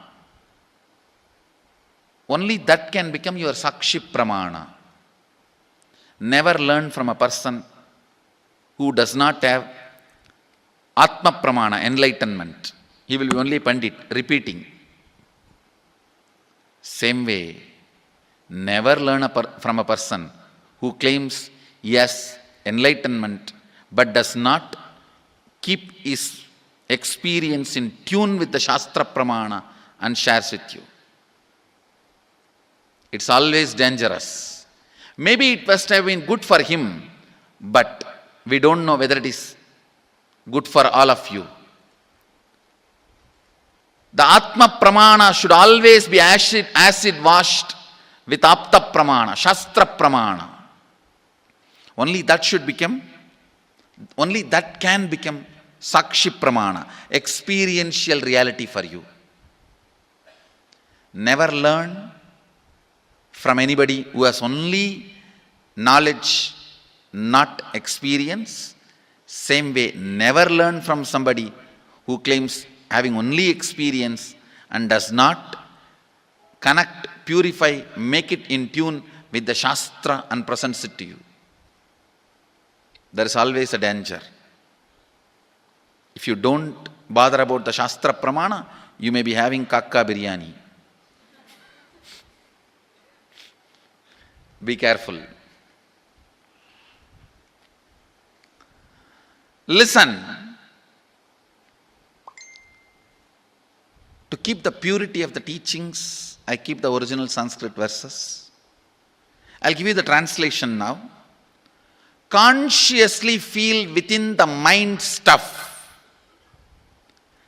of past memories of incompletion with its activities as mind, intellect and ego not existing in me, By contemplating this way in your inner space, disidentify from the past impressions and memories of completion. Put your active attention at the space of past happening. Relive these imagined impressions and memories of incompletion. Then the mind stop having fully ceased from its present characteristics of forming thought patterns and cognitions is complete. Thus you become complete and achieve the original space of complete completion. Listen. Now I will explain. I have read out the translation. I will explain what to do. Now you wrote many of the patterns, incompletions, thought currents you are having about money, ideas, cognitions you developed about money from the young age. Do only one thing. Just go back to that same age when the incidents happened in you, the cognition started building in you, the beliefs started building in you, the idea started building in you, the perception started building in you. Relive the same situation. I am not asking you just remember. Remembering means, for example, something happened at the age of 7 which is still hurting you about money. You asked 1 rupee from your uncle and he did not give, but he gave it to his son. It's still sitting and hurting. If now you are 47, this happened 7. You being 47-year-old person and remembering what happened at the age of 7 is remembering. Forget you are 47. Forget who you are now. You may be having millions. Just become that 7-year-old who asked and did not receive. For you that 1 rupee must have been almost life. I have seen people, they develop even wheezing when they were not given as simple as a chocolate or an ice cream by their friend or family or brother. I have seen. Because for a child, it may be life. Just go back, forget who you are now. Become that person. When that incident happened, relive. Just see what has happened at that time. You will see many of the unknown, suppressed emotions will break. And I tell you, many diseases will be healed. I have seen people walking out of tumors, cancers, asthma, wheezing, just by completion. Because many of your diseases have their roots in some of the incompletions of the past. When you relive, many pain parts in you breaks. Pain bodies collapse. The pain patterns melt down, which completes many other issues which you don't even remember. I have seen when people do completion, to complete the wealth-related incompletions, suddenly they get into health, because the same incompletions which created wealth issues only were creating health issues. When they melt down, people become free even from both. Listen carefully. I'll repeat once more. Now you would have written so many patterns, incompletions, thought currents, ideas, cognitions. Take few minutes. Go back to each incident, each pain, each hurting. Relive. Relive. Relive. Don't justify what happened. Don't try to console yourself. No consolation will work. No justification will work. Neither help others nor try to help yourself. Just relive. I've seen when somebody has tears, others try to console. No, relax. You are not more compassionate than me. Let me do that job.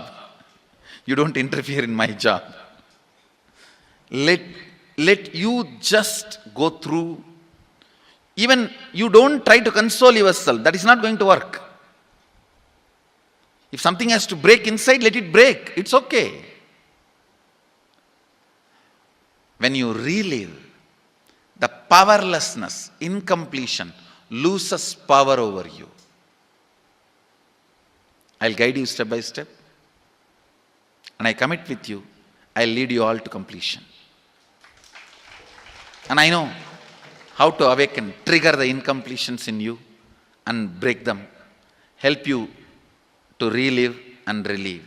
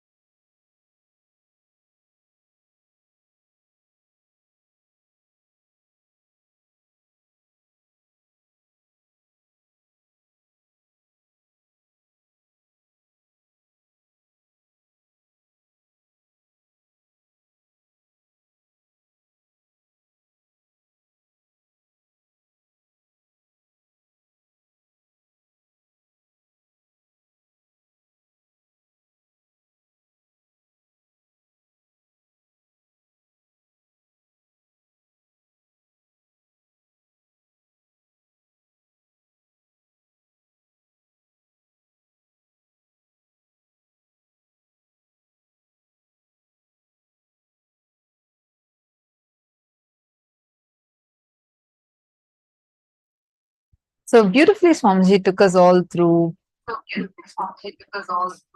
how we all carry this wealth restricting patterns.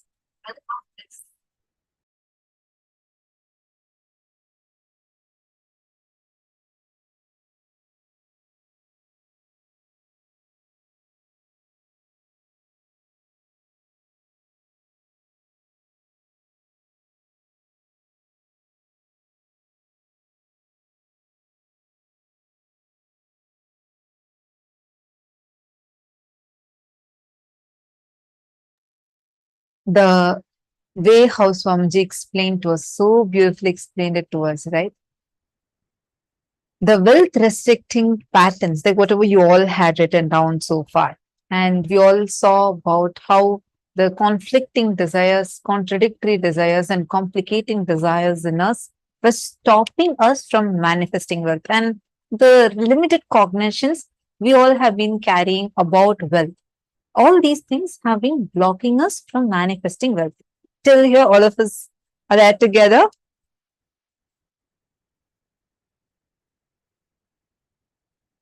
Now, the main incompletions that you identify, the situations you've written down. Now, all you need to do is just go back to that same situation. You all have written down certain situations. See, you all have listed down desires. And you all also made a list of the situations. Am I right? If you have not yet made it, please make it now. Because this is an important step, as we had mentioned even in the morning. Today's every single session is too important for your wealth manifestation. Even one session, if you miss out, you're missing out on something big because it's like a step by step process. In case you have anyone who is there who wants to manifest wealth, even now you can get them. It's not too late. Get them, but make sure that they're there sitting throughout. Awakening the wealth conscious will, that wealth consciousness, that itself will align your whole thought current and the consciousness towards life positive. Wealth positive consciousness will make you more and more life positive and wealth positive.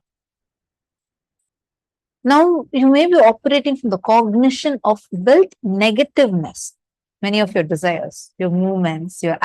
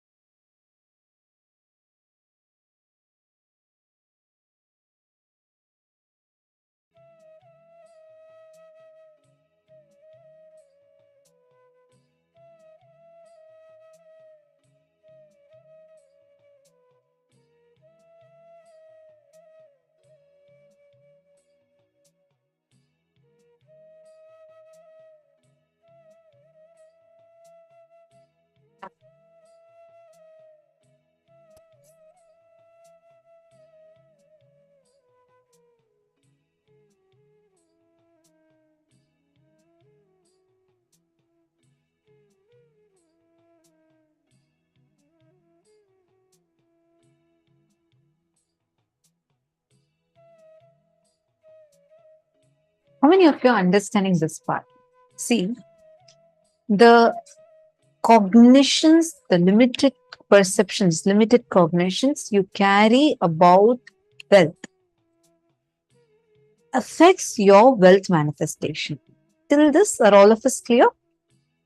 The contradictions, conflicts, complications in our desires make our desires to not manifest.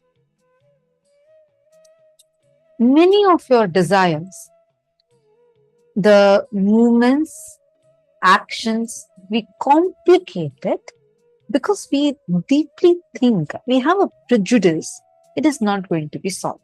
Like you cannot solve it. Like a simple example, you feel so complicated that somehow very strongly you feel you will not be able to become a millionaire. Like a complication. It's not even like a cognition, it's like a complication you carry so strong. And because of that, you start feeling that this whole thing is going to be unsolvable and complicated. In two ways, you relate with yourself. First, the lower identity, the lower ideas you carry about you, or the higher identity, the higher ideas you carry about you. For example, sometimes you feel, oh God, I just can't walk 3 floors and climb all the way to my office. I just don't want this job. It's a simple thing about you are not able to climb the steps. But you complicate it so much and come to a conclusion saying, oh, I don't even want to go to this job. Understand, that is why these understandings, these are very, very subtle. Only when you are in intense listening, you'll be able to catch it. Sorry, I see a message saying no sound. Are all of you able to hear me? If you are able to hear me, please could you all put yes in the chat?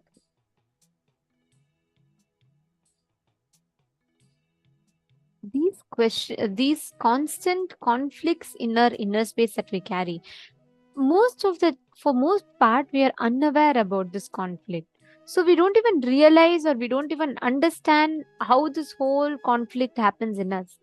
But we end up getting into this vicious cycle and pattern, and we keep pushing ourselves into experiencing the same thing, repeating over and over and over again.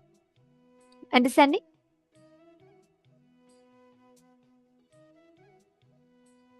Now, each moment, each one of us, we just need to catch, we just need to be aware of what are the kind of conflicts that we are entertaining in our inner space. See, giving 1 crore or having 1 crore doesn't make somebody wealthy. Somebody who feels wealthy gives 1 crore. Understand? Abundance is the confidence they have on themselves and their existence to manifest as much as they want, so they go on sharing. This is simple law of life. Swamiji tells you sharing to the society so that society can contribute back to you, so that you can keep continuing to contribute to the society, is the right understanding of wealth. That's the right way to earn wealth as well. Many times we get stuck in the conflict to try and identify, oh God, am I doing the right thing? Is this what it is? Am I manifesting the correct way? Many times it's like, again, let's go back to the balloon example, right? So I have a balloon and I have a balloon which is confused shape, some random shapes. I have a balloon which is square shape. I have a balloon which is circle shape. Each one are different shapes. Whichever balloon I blow air into, that balloon becomes a reality. Now, same way with all your desire, whichever desire you blow air into, that desire becomes a reality. But unfortunately, the whole struggle, the whole game is between which desire do we fulfill, which desire should become reality. And Swamiji is so beautifully taking us through step by step of understanding these restricting wealth patterns.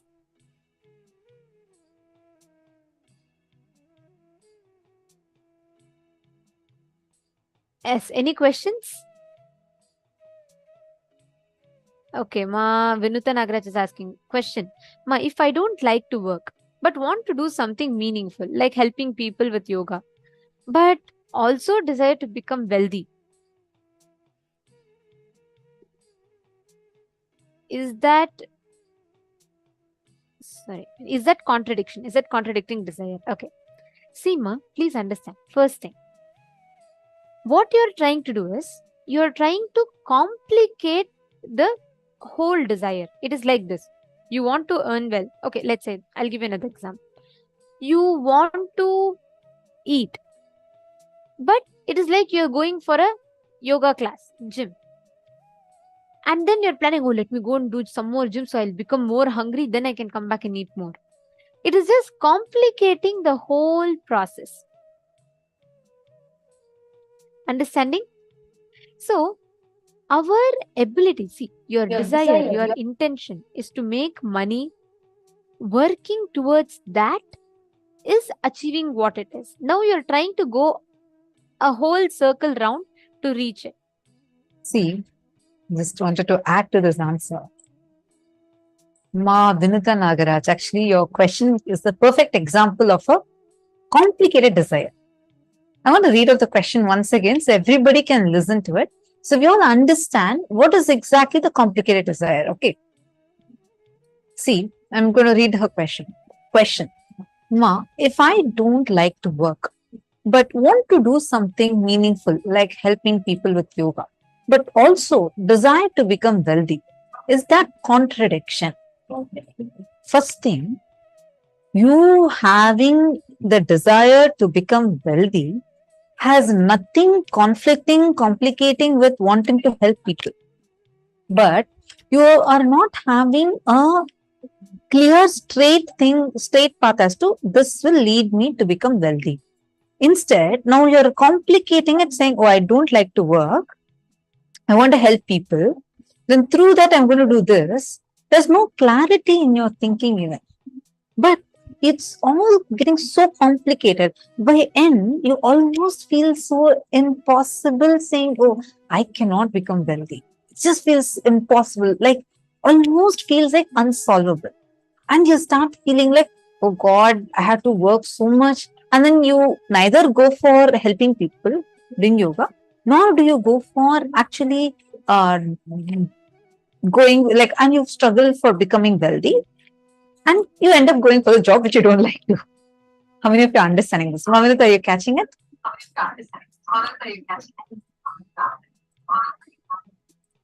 So this exactly is an example of the complicating pattern. Don't worry. You just first need to see through it. Like how when cloud, like if it's very cloudy, it just takes one ray of sun, just one simple sun rays are enough. The clouds by themselves will disappear. Same way, the moment your awareness comes on the problem, right now you don't know the problem and you feel like it's so complicated. Like I just cannot just become wealthy. You understanding this?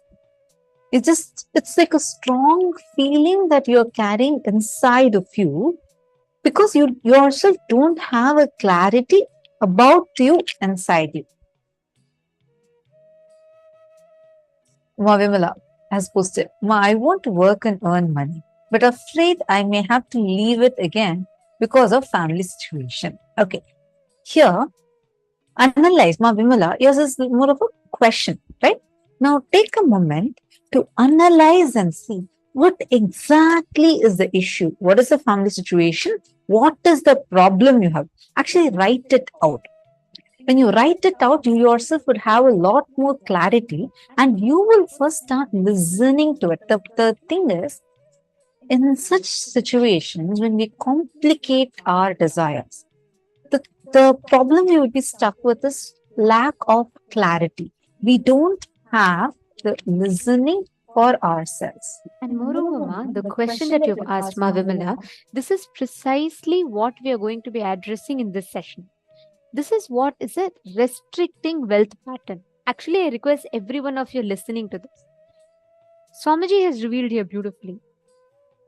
All your desires to manifest wealth.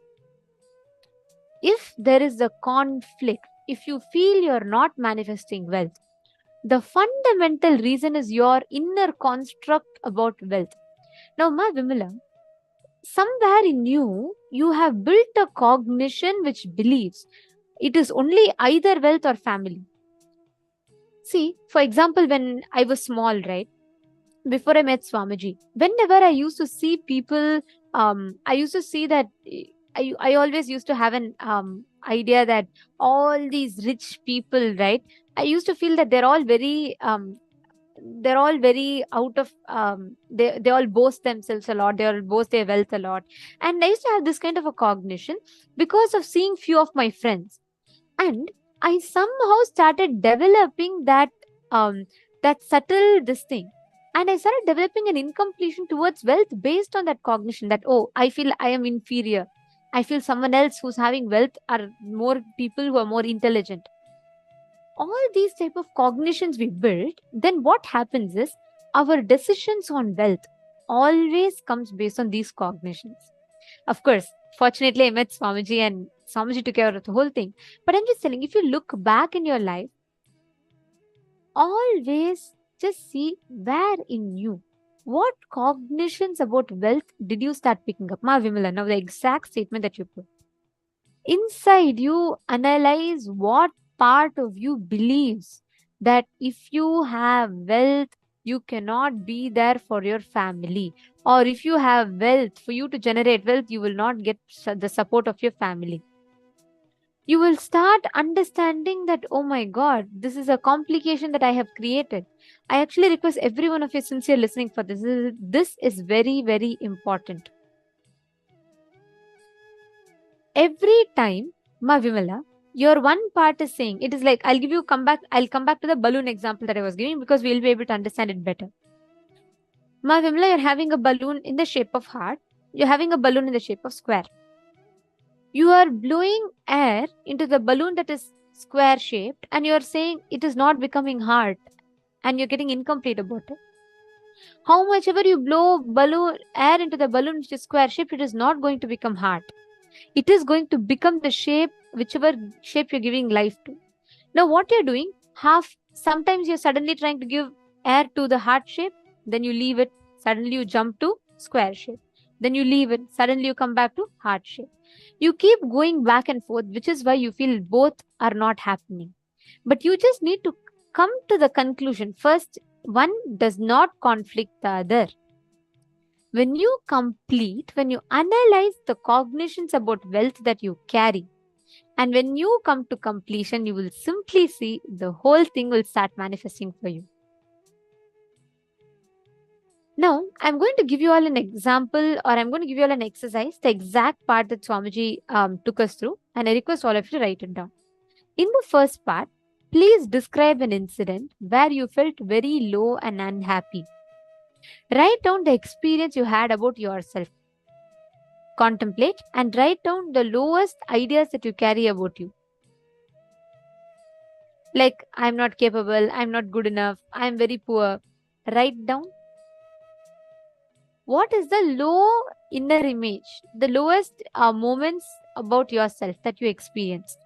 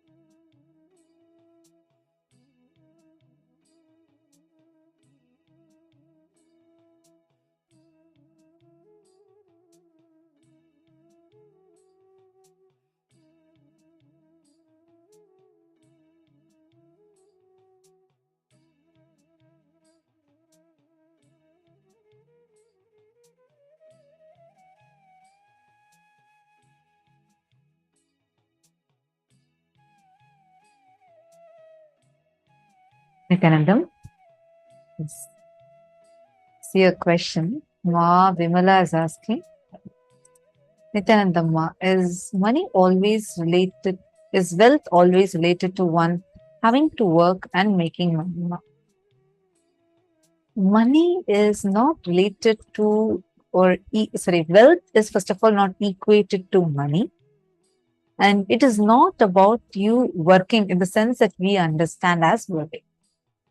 Intense activism in your life is wealth. Swamiji is not saying you should not have money. Swamiji is not saying you should not earn or you should not work. No. But the intense activism that you carry in your life, that activism is your wealth.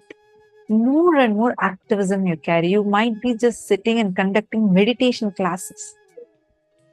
But if you do it actively, intensely actively, what you manifest will be wealth. The consciousness that you carry, the wealth consciousness that you carry, manifests as life positivity and wealth positivity. Cosmos will shower. Actually, very recently, one of the Chinese devotees, she was sharing how she does not do any work, and her mom used to do work, and now she's also retired, and they both do not do any work.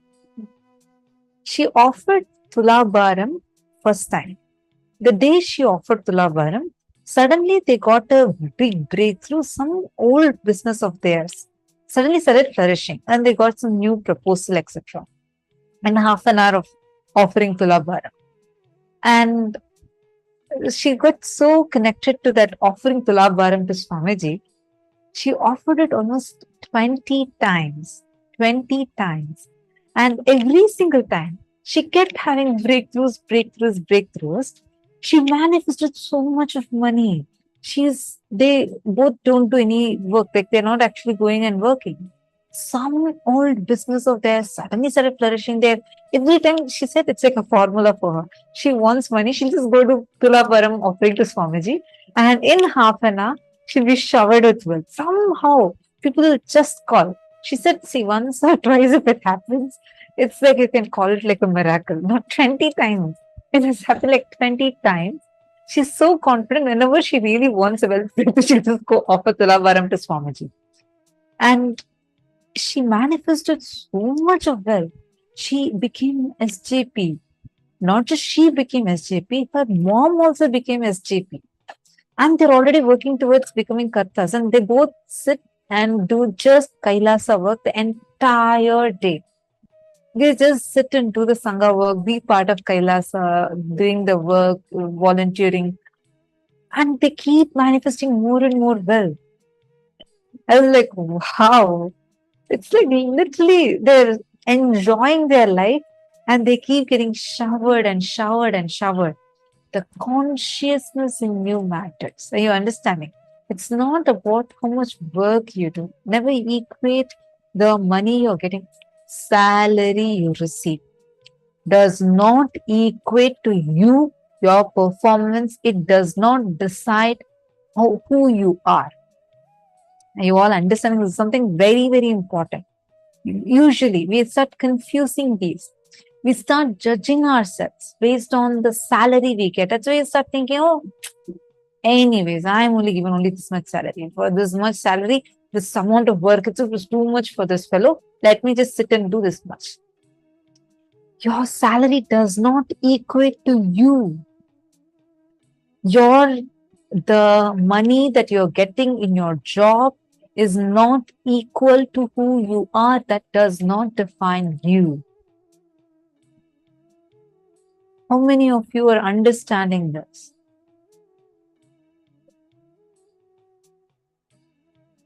Mapuja Kumar is asking a question. Nithyanandam Mapuja, nice to have you here. What does activism mean in this context? Just being more active or doing something enriching? Okay, beautiful question. Activism in this context is the whether it's a work or anything, any front that you want to involve and do. How active you are towards making that happen, just being intense. Actually, Swamiji is an amazing technique to become someone who attracts abundance and wealth. Try this. Just 11 hours a day. 11 hours a day. You should be intensely excited, enthusiastic for 21 days. Just intensely excited, enthusiastic, 11 continuous hours. You should be awake, doing things, being involved into things. Just 11 hours for 21 days. You will see suddenly the wealth will start just showering.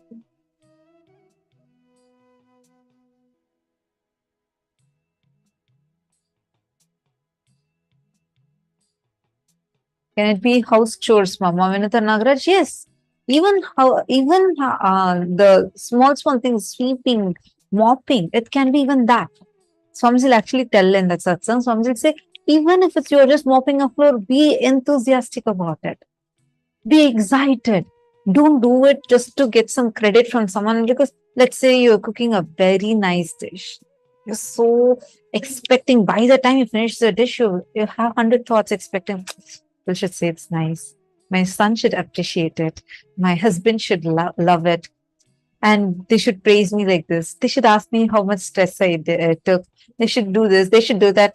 And with all these expectations, you go and you offer the food, and they all are busy in their phones and they don't even care to look at you. And you'll just feel like that whole excitement just. So that's not the kind of excitement you would be needing, because that's going to go away. You need 11 hours of unbroken excitement. Even be in this program, just feel continuously active, energetic, alive, excited. Pooja Kumar saying, thank you, that makes a lot of sense. See, anything you want, the first and foremost thing is you being intensely active. The problem is, now think, oh, okay, so even in my office I'm working. Not really, because you're not enthusiastic. We start with saying that, okay, I'm going to be enthusiastic, I'm going to really do it. You start with that. But then, how many of you have noticed when the same repetitive tasks come, it's like your body is in some autopilot mode. You won't even know how much you have, like let's say you're working on some sheets. You don't even know how many values you have entered or what you're doing exactly. Automatically, your hand is in some autopilot mode. You go click a few buttons here, type a few buttons there, and do some work without your conscious involvement. And you feel like, for this $20,000 that I'm getting, what I'm doing itself is too much for this guy. Salary is not equal to you. The money you're getting is not equal to your work. They are giving it for the work output, for what exactly they want to do, designated to that role, but that does not define you. You can be a simple watchman, but if you do just that watchman job with intense activism, you will become an extraordinary conscious being. You will manifest abundance.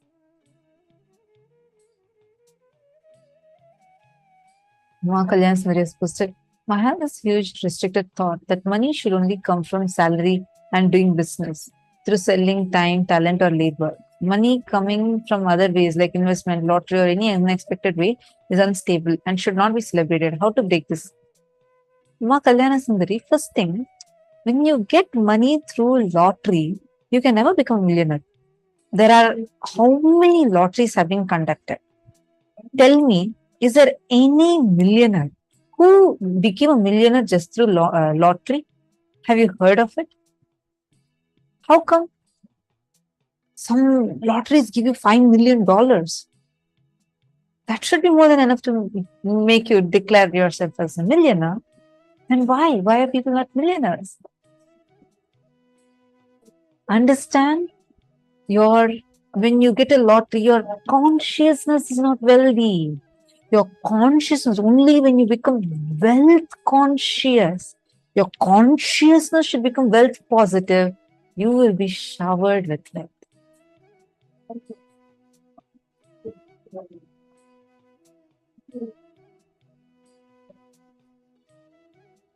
Priyatma Suknes posted, for these many days I was associating myself with salary, which now I realized we are not equal to what salary we get. Amazing one. This is exactly what Swamiji actually reveals, ma. What your boss pays, or what your company pays is not for you. When you understand that, you will first of all, that whole anger that's sitting inside you will just get melted. You decide you have to be consciously involved, more and more life involvement. One of the best ways, easiest ways to start this, to learn this enthusiasm is being part of Kailasa. See, some of you do have an opportunity, like the moment you have an intense desire to become a sannyasi, you should immediately jump up. But if you are someone who is feeling like, I want to do whatever my job is, but I somehow want to be associated to Kailasa, do some work, be part of the numerous projects of Swamiji, then I highly recommend that you sign up for that. Because that is what is going to really help you in becoming involved in life. I have seen when I joined Gurukul when I was 14 years old. Outside as a teenage kid, I have absolutely no experience or anything.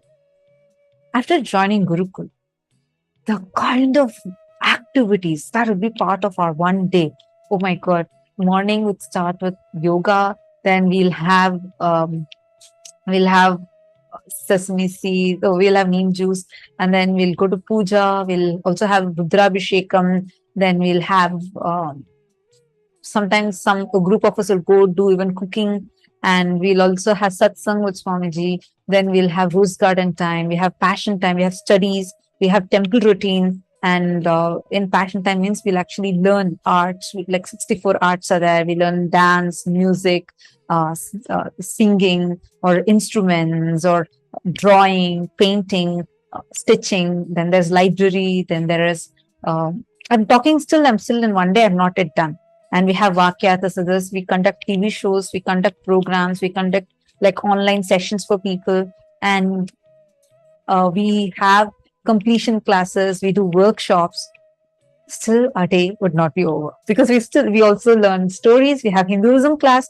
We have we sometimes even go for the sacred arts. We learn about deity carving. We learn all of these.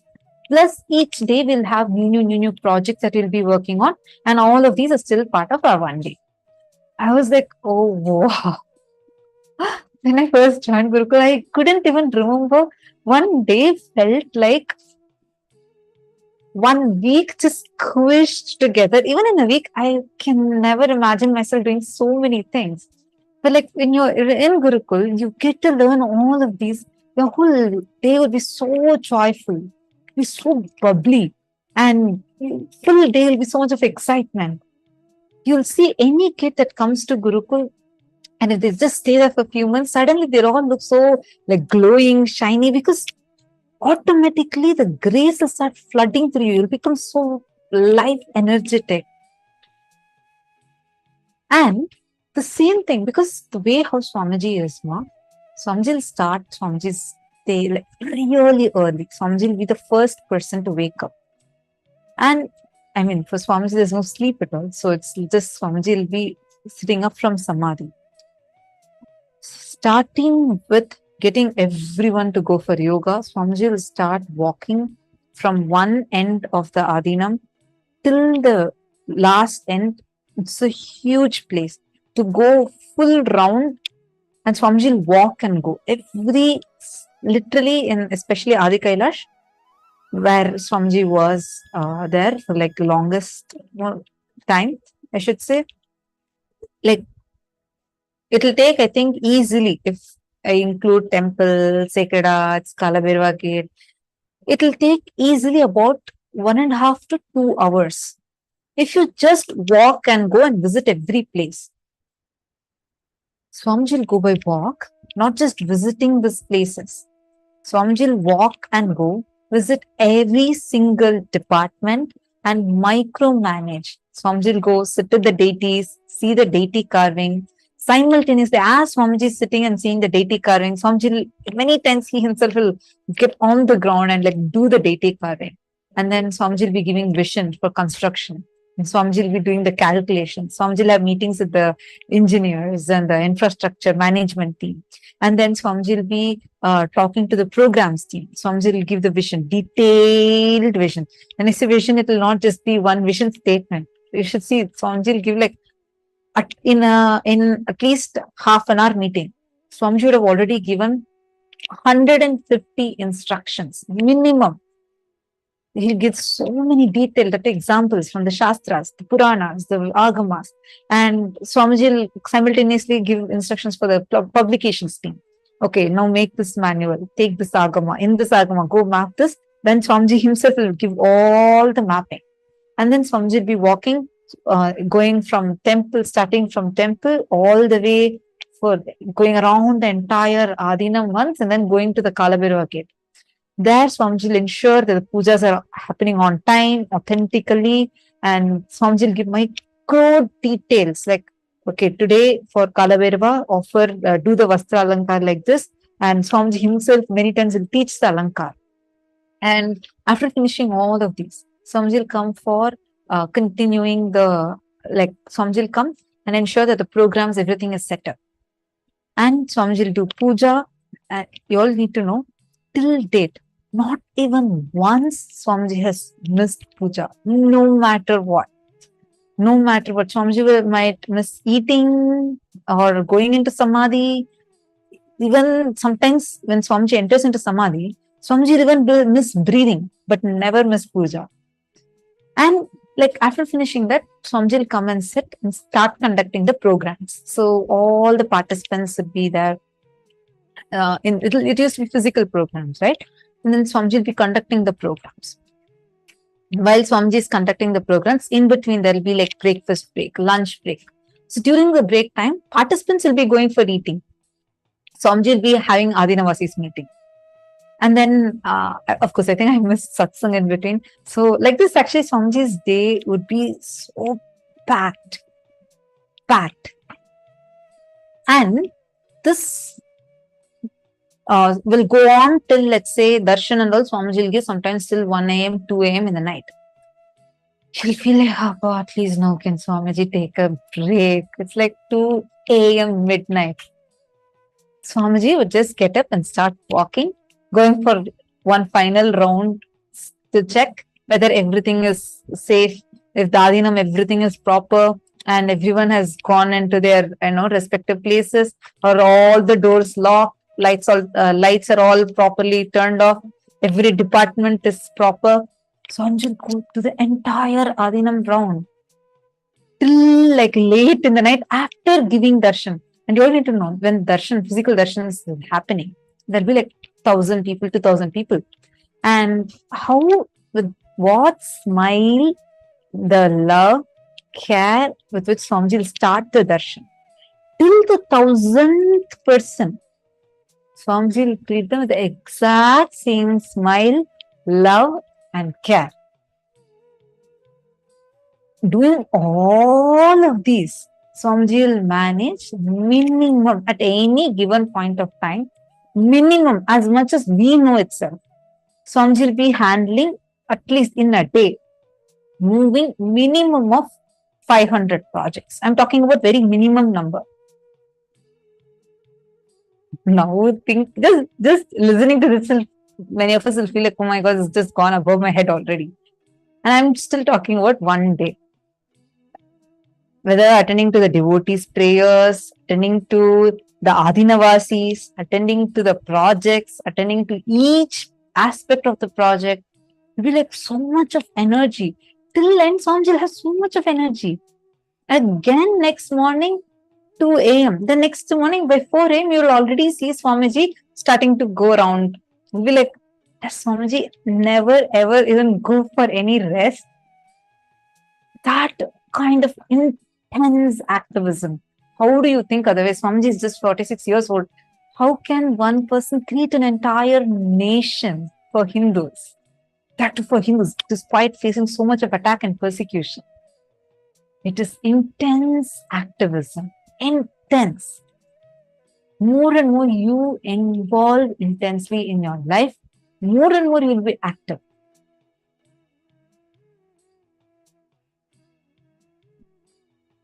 All right. Think now. I hope all of you are understanding. Now, we're going to continue see, pen down all the perceptions, cognitions that you have about money. Money is difficult to earn. You'll have respect only if you have money. And you'll be able to make or break relationships based on money. For each of these perceptions or beliefs you have written, pen down the exact incident when you started developing this perception in you. The moment you remember money, does it bring tremendous pain, suffering, impossibility in you? What's the emotion or energy it invokes? Identify that in the first incident when that emotion got triggered. Take a few minutes, please pen this down.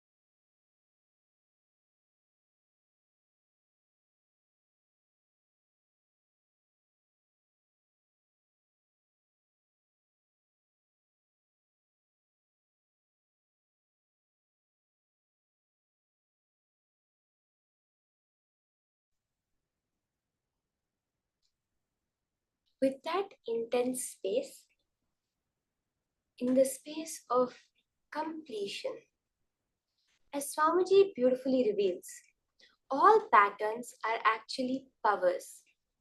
Every time we break one pattern, we are manifesting one power. Swamiji gives us the example of a person who's suffering from food-related patterns. If he breaks the pattern, he will immediately manifest the power of being without food, nirahara. Every time we complete a pattern, we are manifesting wealth in our life. To physically see that right now, we manifest it as the extraordinary powers of Paramashiva. See, it's very important to start with the basic understanding that everything in life is only a manifestation. Whether you're seeing it as moving your hand, moving your legs, working every day, earning your salary, that is actually a manifestation. What do we consider a power generally?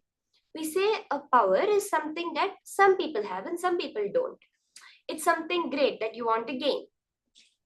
If we look at it even from that context, there are so many people who do not have basic functions of life.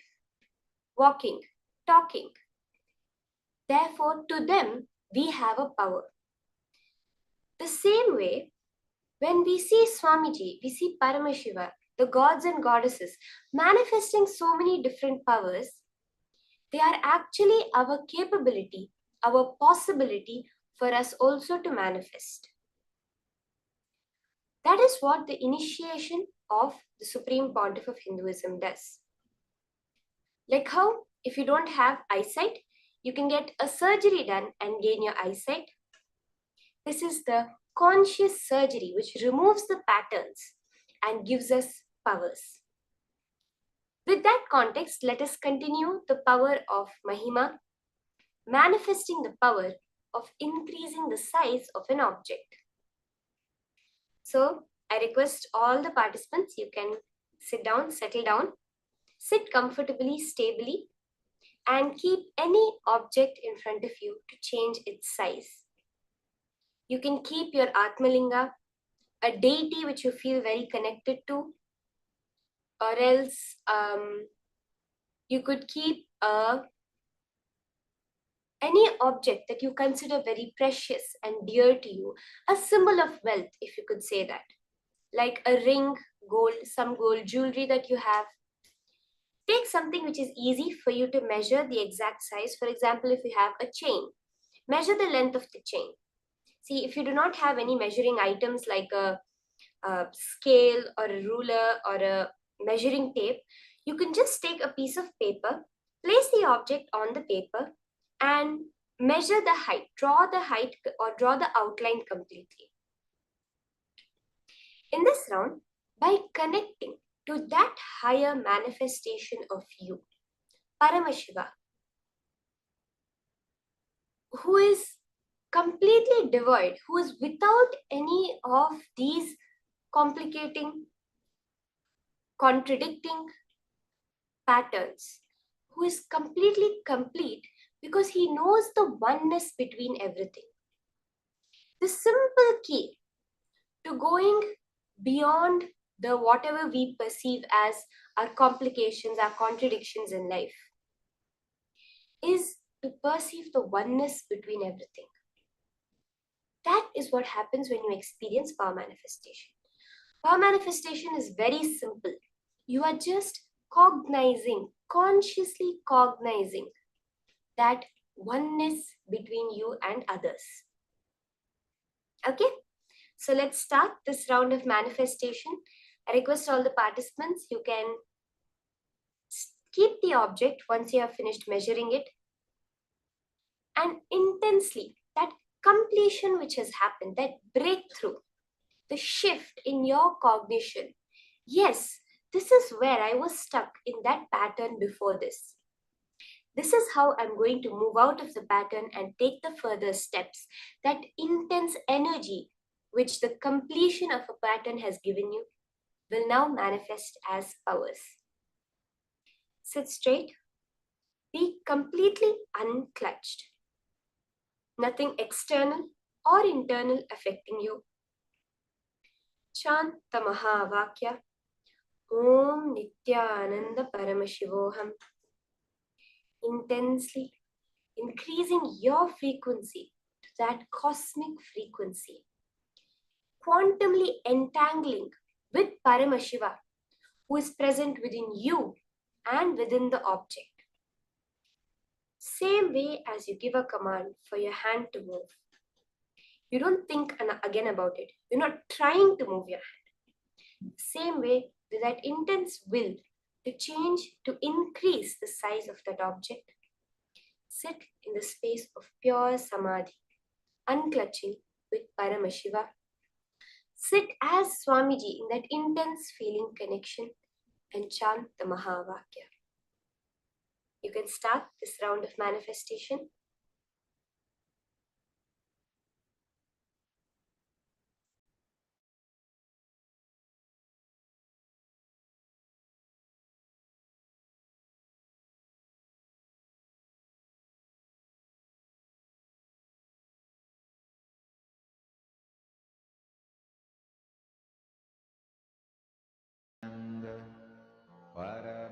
Paramashivoham.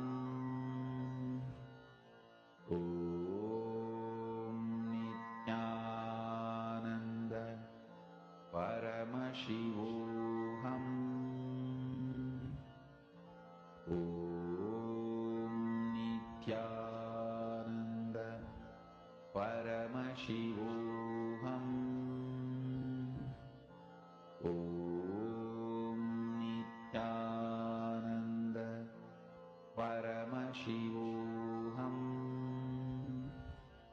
Om Nithyananda Paramashivoham. Om Nithyananda Paramashivoham. Om Nithyananda Paramashivoham. Om Nithyananda Paramashivoham. Om Nithyananda Paramashivoham. Om Nithyananda Paramashivoham. Om Nithyananda Paramashivoham.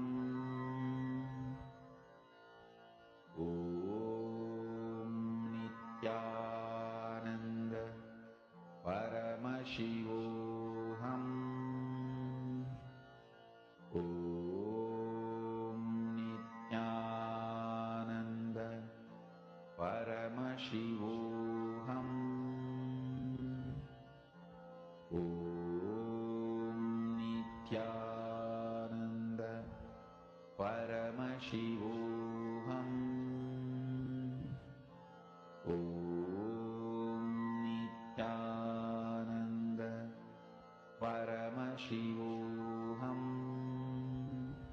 Om Nithyananda Paramashivoham. Om Nithyananda Paramashivoham. Om Nithyananda Paramashivoham. Om Nithyananda Paramashivoham. Om Nithyananda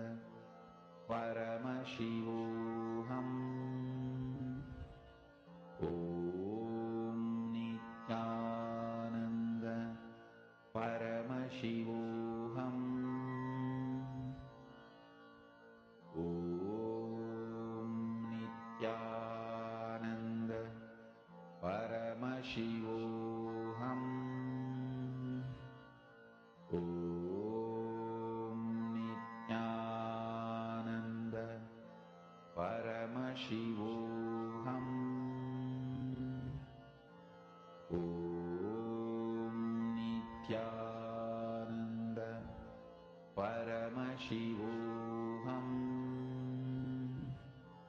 Om Nithyananda Paramashivoham. Om Nithyananda Paramashivoham.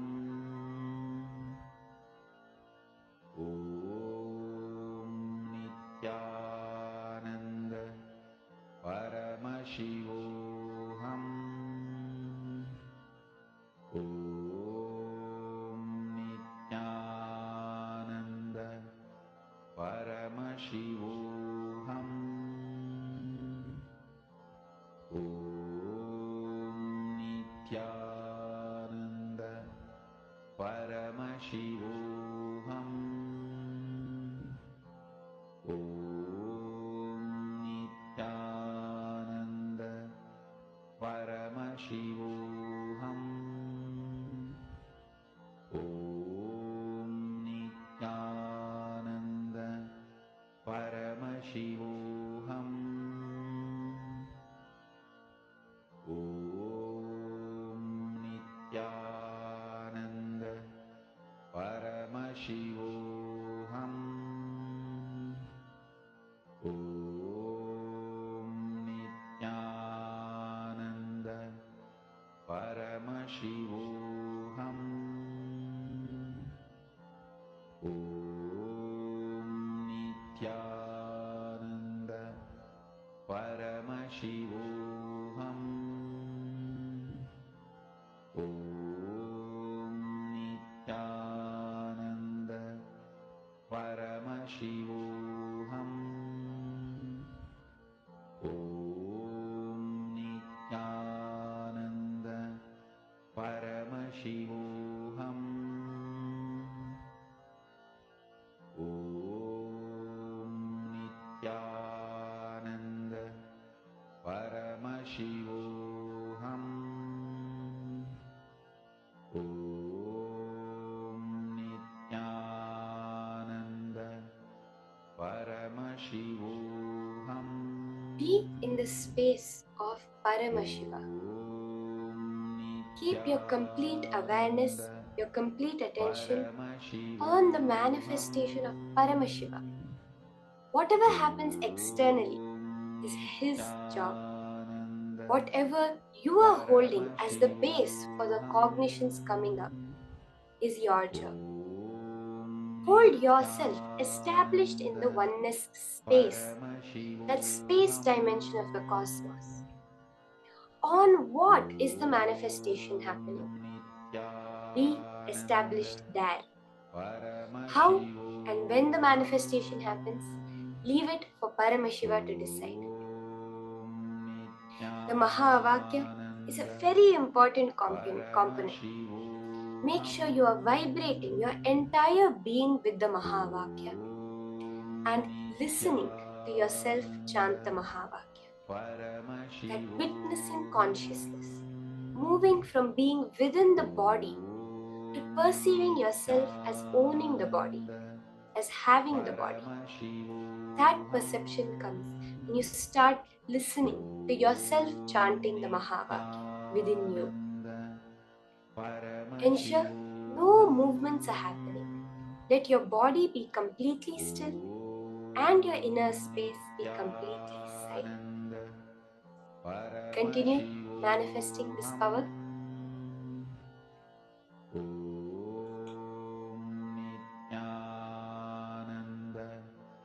Paramashivoham. Om Nithyananda Paramashivoham. Om Nithyananda Paramashivoham. Om Nithyananda Paramashivoham. Om Nithyananda Paramashivoham. Om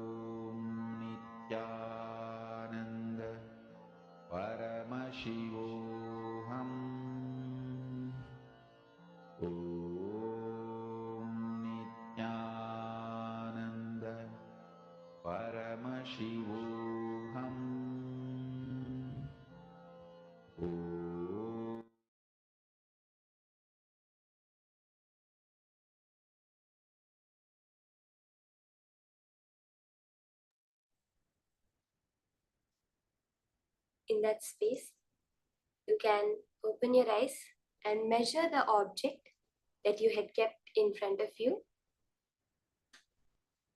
Check on the change in the height, in whatever features of the object. Just check the change. See, don't feel like, oh, it didn't increase the height, it only reduced the height. It is a manifestation.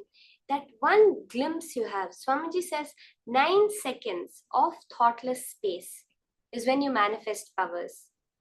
21 seconds of a thoughtless space is complete enlightenment. So that few seconds when you sit in that intense unclutching, that is when the manifestation happens. So I request everyone, just measure back your object. You can post in the group. Ma Kirti Punekar, Ma Priyatma Surupini, Ma Anandeshwari, Ma Lala. I request all of you to just record, just check back on your object, post your manifestations in the Zoom, and let the whole group celebrate, because one manifestation is a manifestation of every single person. In that space, we are now going to be entering into the next session. The next session that we are going to be hearing from Swamiji is about completion with jealousy. Jealousy is such a fundamental thing, in the way we perceive life. We are taught to compete, this competition idea. We are taught from a very young age. You have to be first in class. You have to be first in sports. You have to be first in everything. That completion, bringing the space of oneness with everybody, is what is the powerful cognition Swamiji is going to be giving us in this next session. So let us listen to these higher powerful cognitions from Swamiji.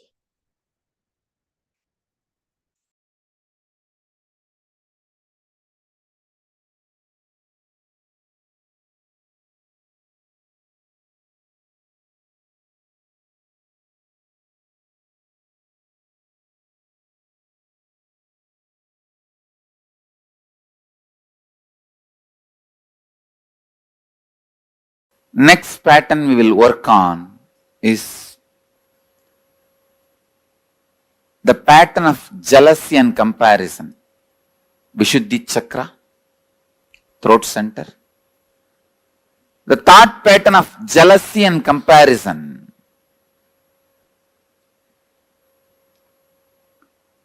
I tell you, most common and unaware engram is jealousy, comparison. It starts again from the early childhood. When your mother says, eat well, only then you will become like your elder brother. Study well, only then you will become like your father. Comparison is one of the most common and most unaware engram. You compare wealth, you compare in health, you compare in beauty, you compare in education, you compare in intellect, you compare in practically everything. But you need to understand one thing.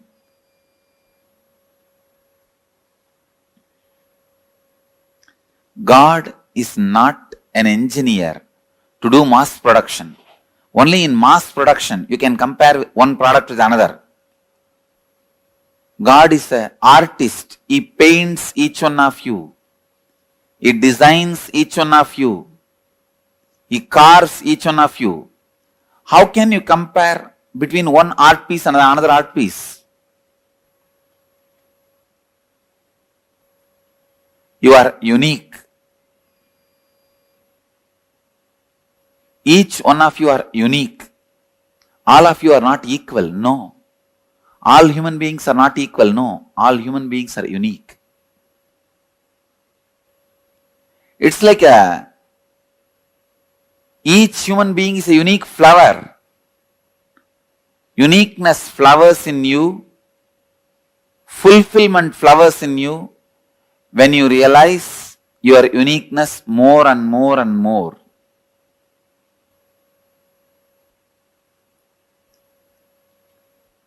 If you dig out the comparison engram, you will understand.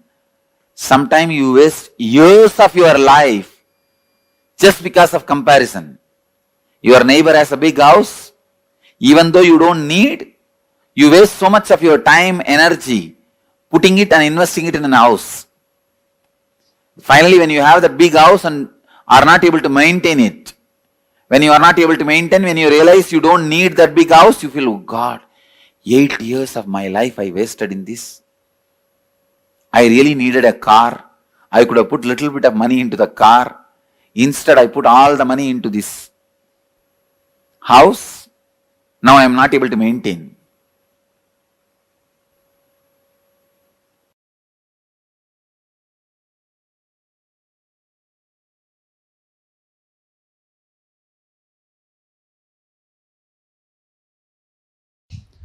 Please understand, if you are struggling with money, you are enjoying the struggle.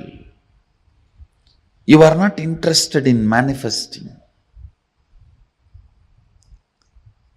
Please at least understand you are enjoying the struggle. You will feel abundance with your struggles.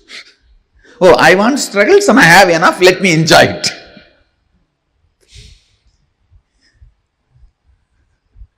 At least feel abundance. You want struggles, 2000 struggles around you, and you have 2500 struggles. Enjoy them.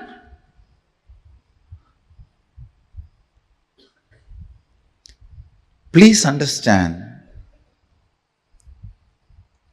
there is no such thing as struggling with money. If you want to have struggles, you will have struggles. If you want to have money, you will have money. The people who have struggles, they want to have struggles, so they are having it. People want to have money, they want to have money, they are having it. So, decide, you want to have struggles or you want to have money, you will have it. That clarity should come to your biomemory and muscle memory. You will have what you want. Next.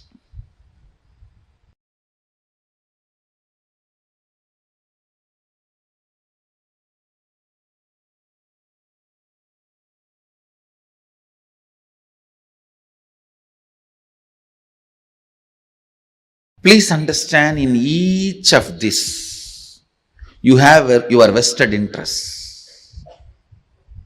Many times, you visualize in poverty, you are free from all responsibility.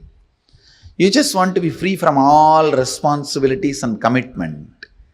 Then you constantly visualize, entertain, cherish the poor life. When it actually lands on you, you say, no, this is not what I wanted. Without knowing what is going to come, you cherish, visualize, entertain a thought current. After you attract that, you think, oh God, I think I missed it. Please understand, universe is intelligent and compassionate. It gives you only what you ask for. Never anything else. And if you have manifested poor health, unhappy relationship, poverty, look in why you manifested. Why you manifested. And dig it out from your muscle memory and biomemory, the root patterns. Why you manifested poor health, poverty, unhappy relationships, and complete it, you will understand you always manifested only what you wanted, knowingly or unknowingly.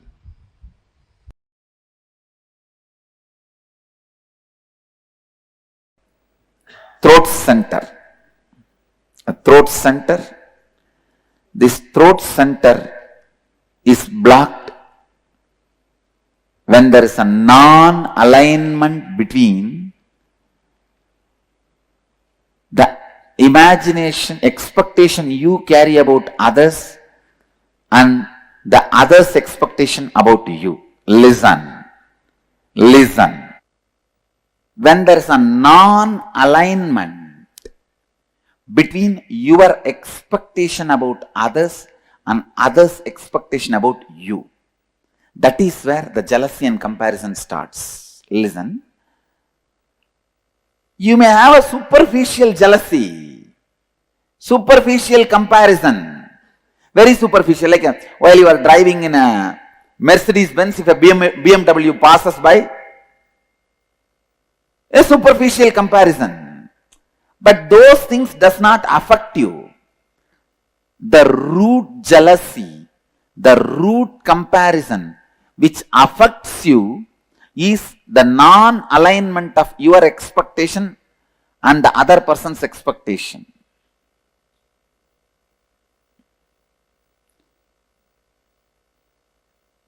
How many of you have in your life the non-alignment between your expectation towards them and their expectation towards you?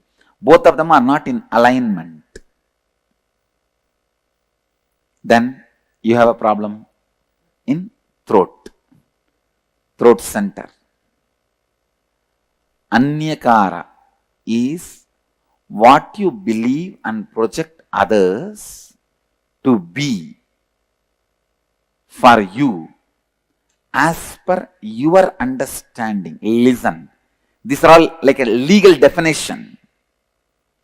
Anyakara is what you believe and project others to be for you. In this example, what I expect you for me and how I tell that to you. Clear? For example, now I am expecting Bhagavan to build a temple in Dallas, so I am expressing it to him. This is my Anyakara.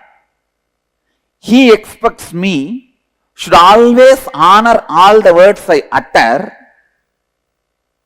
and fulfill them. That is his Anyakara for about me. Clear?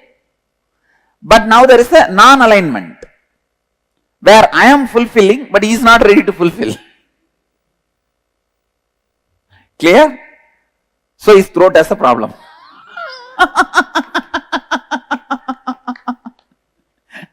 Now, is there anybody who are not cognizing? But if he builds the temple and I don't honor this time keeping or what he expects from me, then I have a problem. I have to alter, transform and stretch. Clear? Here is a volunteer. What that volunteer expects from me is Anyakara about me. What I expect from him is Anyakara, my Anyakara for him. Clear? If I fulfill his expectation and he does not fulfill my expectation, his Vishuddhi has a problem. If he fulfills my expectation and I don't fulfill, my Vishuddhi has a problem. Clear? So always be stretching, fulfilling everybody's Anyakara with whom your life is involved. Clear? Still anybody? Not clear? Come on, come to the mic. If you complete that, you cannot fulfill his expectation, then yes, if you complete it, then no problem. then no problem. No problem.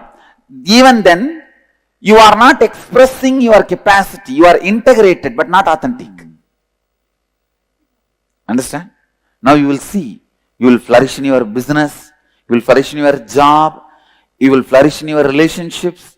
In everything you will see because you have decided not to give up on you.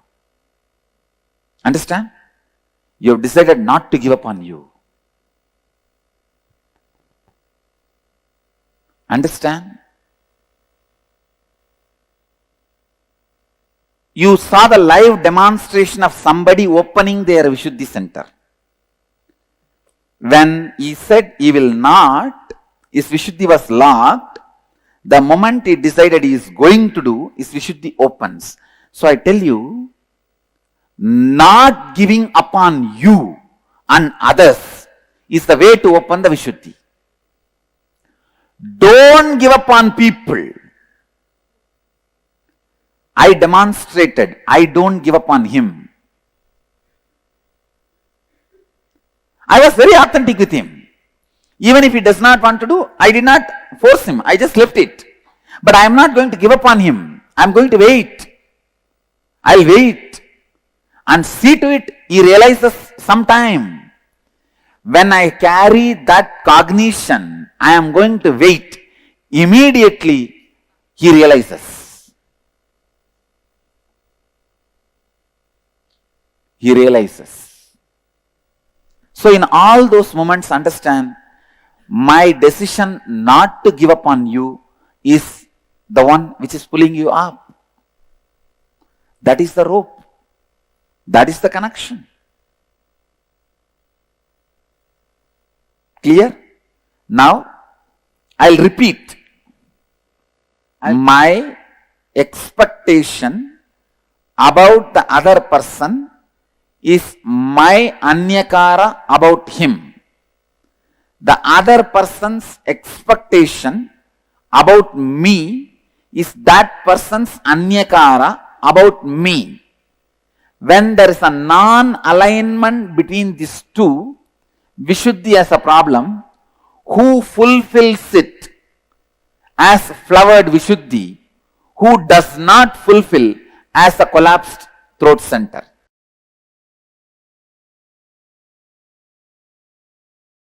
Now listen. Let me come back to emotion retention and emotion fermentation. You get multiple types of emotions, almost all emotions every day. Sometimes lust, sometimes greed, sometimes fear, sometimes the multiple versions of fear, sometimes worry, sometimes love, sometimes attention giving, sometimes attention asking, sometimes jealousy, sometimes comparison,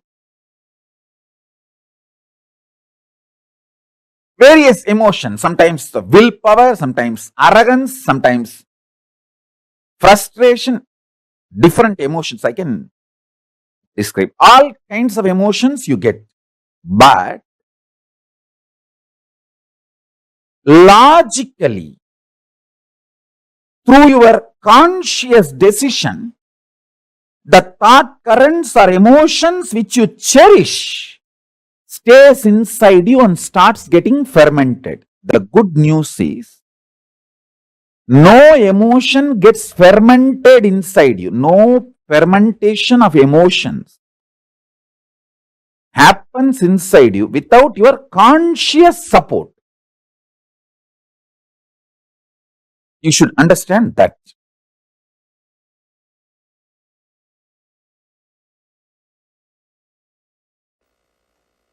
Please understand, I am talking a practical science. Listen.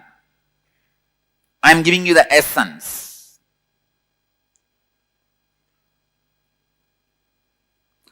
Whenever there is an inauthenticity in anyakara, you end constantly comparing yourself and your life with others.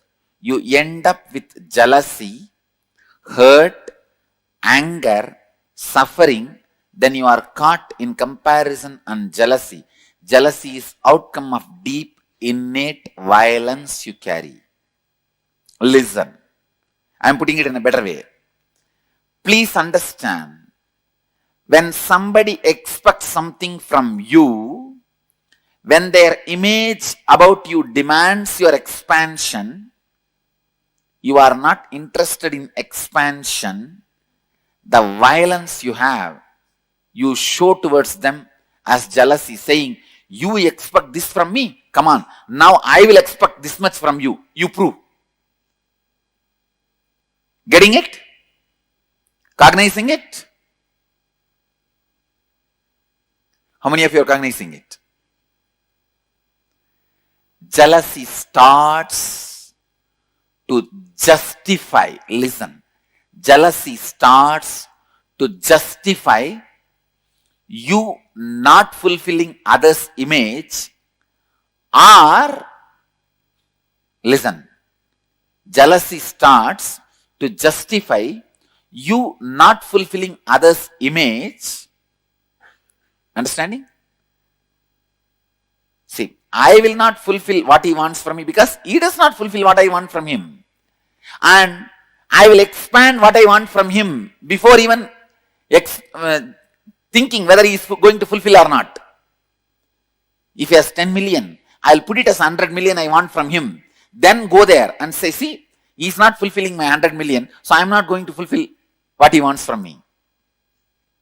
Getting it? Cognizing it? Jealousy starts as the justification.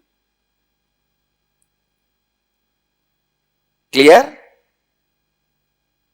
Then it becomes a violence to declare your supremacy. Let me tell you, cognize, listen. First, hey, you have 10 million. If I ask 10 million, you may give. No. I'll ask 100. So you can't. So now, because you are not fulfilling, I can justify why I am not fulfilling. Why I am not expanding me to you? Because you are not expanding you to me. As a justification, jealousy starts. Then you have justified to many people that why you are jealous. Why you are jealous. Why you are jealous. You are justified to many people. And many people have fallen with your argument. And they say, all right, you are right, you are right, you are right. Then the jealousy doesn't keep quiet. It declares, now I am the supreme. Listen. For example, I say, hey, give me 100 million. You are not giving. So now I am also not going to fulfill your image about me. Then this fellow, yes, he says, yes, right. He falls. Then second fellow comes. For him also, I am not going to expand to you because you are not expanding to me. Justification. He falls. So one by one, when people start falling, suddenly you declare, hey, I am the most supreme. How many of you are cognizing it? Do you see in your life, in some areas, you have declared supremacy? At least one area you have to declare supremacy to keep yourself alive. If you don't declare supremacy, even in one place, you cannot tolerate you. How many of you are cognizing me?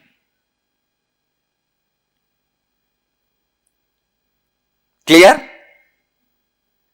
Where you declared supremacy is the root jealousy suffering pattern with which you are struggling. Listen, look in and verify at least 2 situations that happened in your life where you experienced jealousy and used it as a justification mechanism. Means, he is not fulfilling, why should I fulfill? I am justified. Some way. And look in and identify, write down how this jealousy became a defending mechanism, defending you from your own inauthenticity. When you are not coming for morning yoga, you say everyone is not coming, then what is the wrong? Nothing wrong. I also don't need to come. This is the level of the human awareness. I tell you, even the collective consciousness theory is nothing but your justification of jealousy, saying that everybody is like that only. I was also like that. And the third, look in and identify and write down how your defending mechanism protected your inauthenticity and how you declared supremacy of your inauthenticity.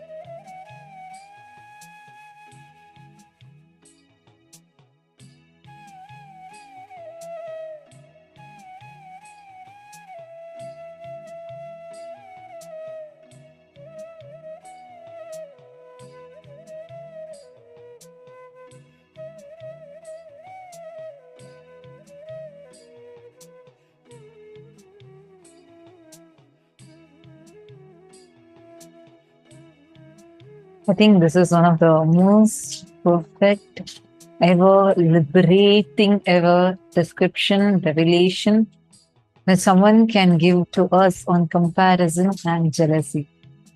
I love this, especially the first set of clippings that we're watching. I really love that whole series because the way how Swamiji explains the issue with jealousy, what is jealousy, and how all of us are so caught up in comparing ourselves with others, and how this is actually a play of our inner image, outer image, and others' image, especially our others' image, how we not fulfilling that gap is actually creating jealousy in us. Just understanding the problem liberates us. That is exactly how I feel with this particular pattern that Swamiji was talking to us about. Now, I request all of you, I know I saw that so many of you are clicking with what Swamiji was revealing. I request you all to take a few minutes and share what did you understand.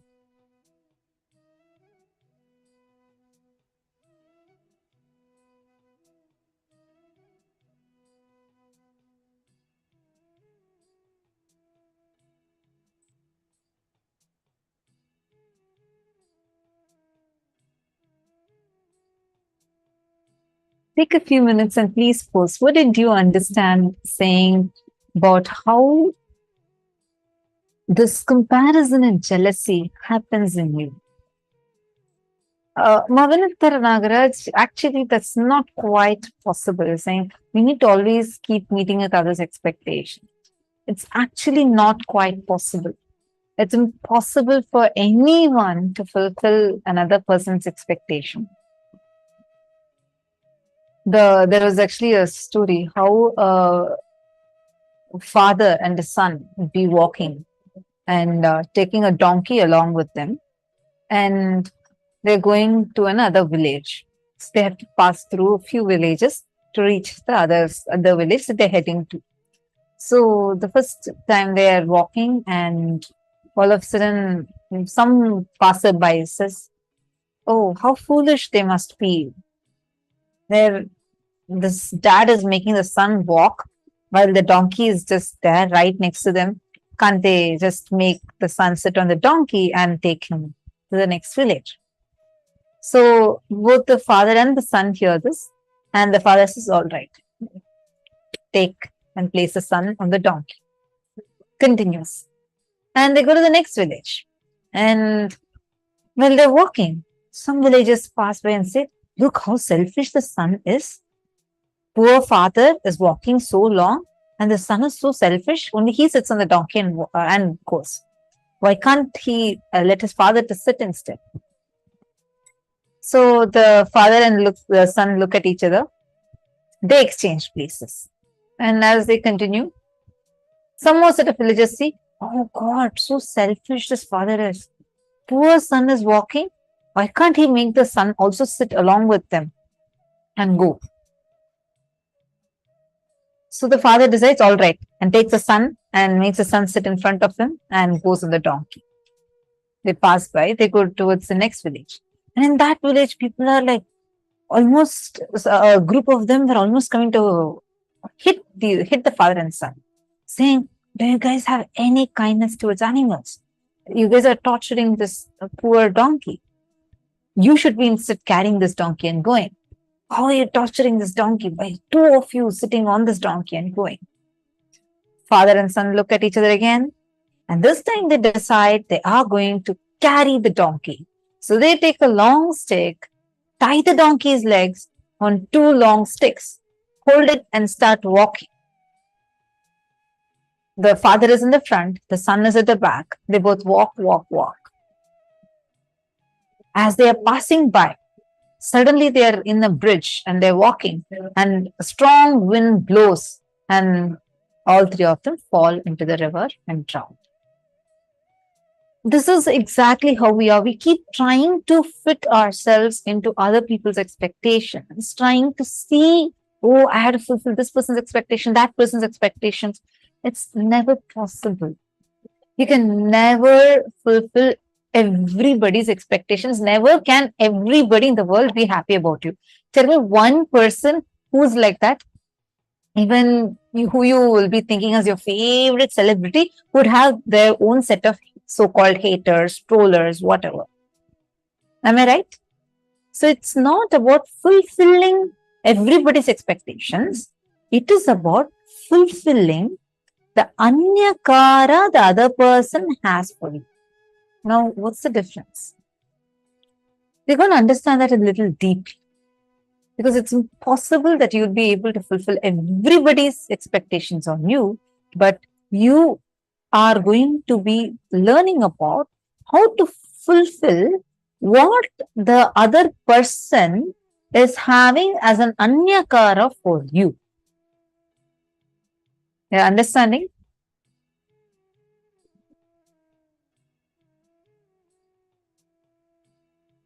You need to understand this a little deeply. The expectations, what Swamiji is saying, this is what we understand, because usually we all understand expectations. It's okay, try to fulfill what other people, you think that this is what another person wants from me, and you go on looking at it in a very superficial way. And that sometimes itself becomes a way how we start comparing. But here you need to look in as to what is that expectation a person is having from you. We're going to learn this in detail in this exercise. Listen carefully, and we're going to go step by step. See, if you dig out your comparison, you'll understand. Sometimes you waste years of your life just because of comparison. Your neighbor has a big house. Even though you don't need, you waste so much of your time, energy putting it and investing in a house. Finally, you have a big house and you're not able to maintain it. And when you're not able to maintain it, you realize you don't even need a big house. This is like in the social media trends, right? Every time a trend is coming, oh, this product, everybody has to get this product. And like the whole market is crazy. People want to go buy that product just because, oh, your friend bought it, let me buy it. I want to buy it because my neighbor bought it. Oh, that person has this person has it. And actually, do you really need it? In a few days, it'll be lying somewhere and you even forgot that you got such an item.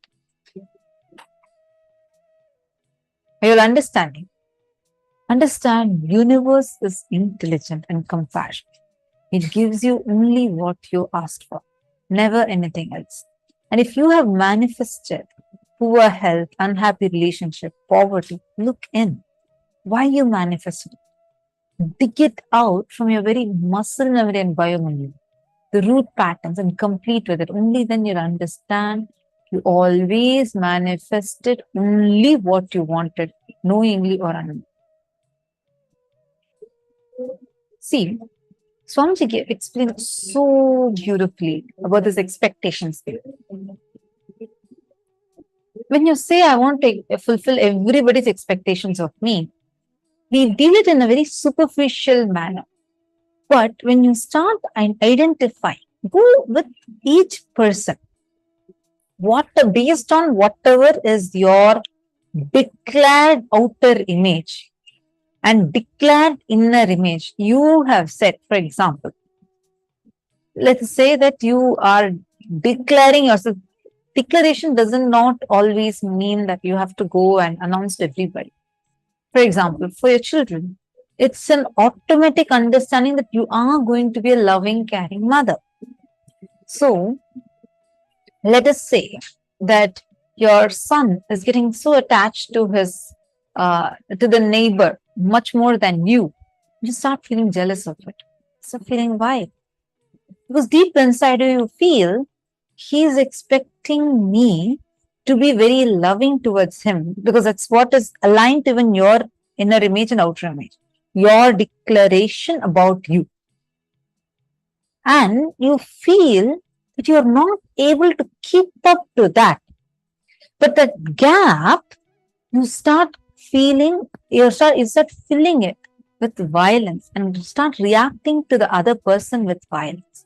You'll actually see like, oh, does she cook as much as me? Does she care as much as I care for you? The other day I made sure that your hair is combed, but the neighbor auntie, she didn't even think of all of that. You start coming up with reasonings like this. You start seeing how because you are not able to fulfill what the other person is expecting out of you, you fill it with jealousy. That violence is jealousy. Uma has posted, I found it interesting that jealousy is connected with the third center, Vishuddhi Chakra. Much deeper explanation than people normally give. Absolutely. Actually, Ma, you should definitely read a book called as Guaranteed Solutions by Swamiji. Oh my God, it's so amazing. So amazing. Actually, Swamiji has authored almost 1,300 books. And Swamiji has made all these books available completely for free. Till date, never a book has been sold for any price. It's never like Swamiji distributes all these books freely, and definitely download this ebook called Guaranteed Solutions.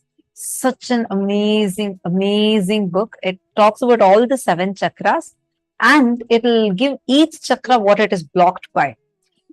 Just listening to Swamiji's revelation on comparison and jealousy liberates you from it. How many of you are understanding about this comparing part? And how many of you are able to recognize the violence? Many times you feel like just because you feel you are not able to keep up with the other person. See, Ma Vinutha, I just want to see, because earlier, I think Ma Vinutha only, right? You had posted saying you have to fulfill everybody's expectations all the time.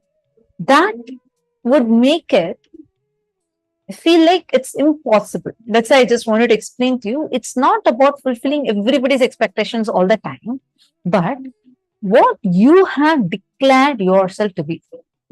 For example, now let us say that your parents, okay, you have a desire to be a software engineer. You want to build yourself as a software engineer, but your parents want you to be a doctor. Now there's a conflict. I expect you to be a doctor and you want to be a software engineer. This does not mean you have to give up on your dreams and go and become a doctor. Nor does it mean that you should go fight to them and go become as a software engineer. It's neither of these. If you address it as just as fulfilling, everybody's expectations, I should keep saying yes, it'll make you only feel restricted and powerless. So that's why I just wanted to correct that. I think you had posted it now. So that's why I said it's not about fulfilling everybody's expectations, but it is about what you are declaring yourself to be. When people are expecting you to fulfill that, Anyakara, you are declaring yourself to be a good daughter to your parents. And you love your parents and you're declaring yourself to be that. So their expectation of you, that good daughter, includes that you would listen to them. So when you actually complete and look at it, the way you would operate would be completely different than when you start comparing, saying, oh, my sister alone is getting to do what she wants. I'm not getting to do what I want because probably my parents love her more. You start getting into those delusional thought currents, which is why you should start first understanding where the issue is. What is it that needs to be addressed? Ma Saraj is saying, my friend's son is a gambler and has wasted a lot of money. We can't say she wanted this. Actually, Ma Saroj, honestly, there's nothing that we manifest without us wanting it, including our suffering. You may wonder, probably in our past birth, somewhere we might have thought, I want to have the suffering. No, it's not in your past birth. Even now, many times, we cherish our victimhood. We cherish the struggles we go through. You feel like you have not achieved something if you have not struggled for it. Something comes, you feel like, I have not done the struggle. Many people find that as a blockage even for power manifestation because they have not struggled for it. You feel it's not just a struggle, but even the worrying part. We're so addicted to worrying. We feel when worrying is missing, some anchor for our life itself is missing. So, as you inside, even you cherish it, you are giving that as an order to the cosmos. Every time you tell your victim story to a person, How do you remember it? It is you cherishing that thought current. And it's like you're placing an order to the cosmos. Cosmos will say, Tatastu, so be it, let it happen. And you manifest it and you wonder, when did I ever wish for this? It's not always you would have wished exactly for that particular action, but the result that it would give. What kind of a thing it is going to be making it as a reality for you. You're understanding? So, I mean, of course, you cannot answer for your friend, but it's the feeling, what feeling she is getting is what she had aspired, knowingly or unknowingly. It's not that every time consciously you say, I have to suffer, I have to suffer. No, no, I'm sure we all are not sadistic like that towards ourselves, but we do cherish our victim feeling. We feel so uh, rightful, justified to say how all these people treated you, how no one understood you. No, we all have this thing, right? Nobody understands me. Nobody loves me. This person hates me. That person hates me. Life is always like this. All these cognitions, whenever you cherish it inside you, you're saying, hey, this is my order to the cosmos.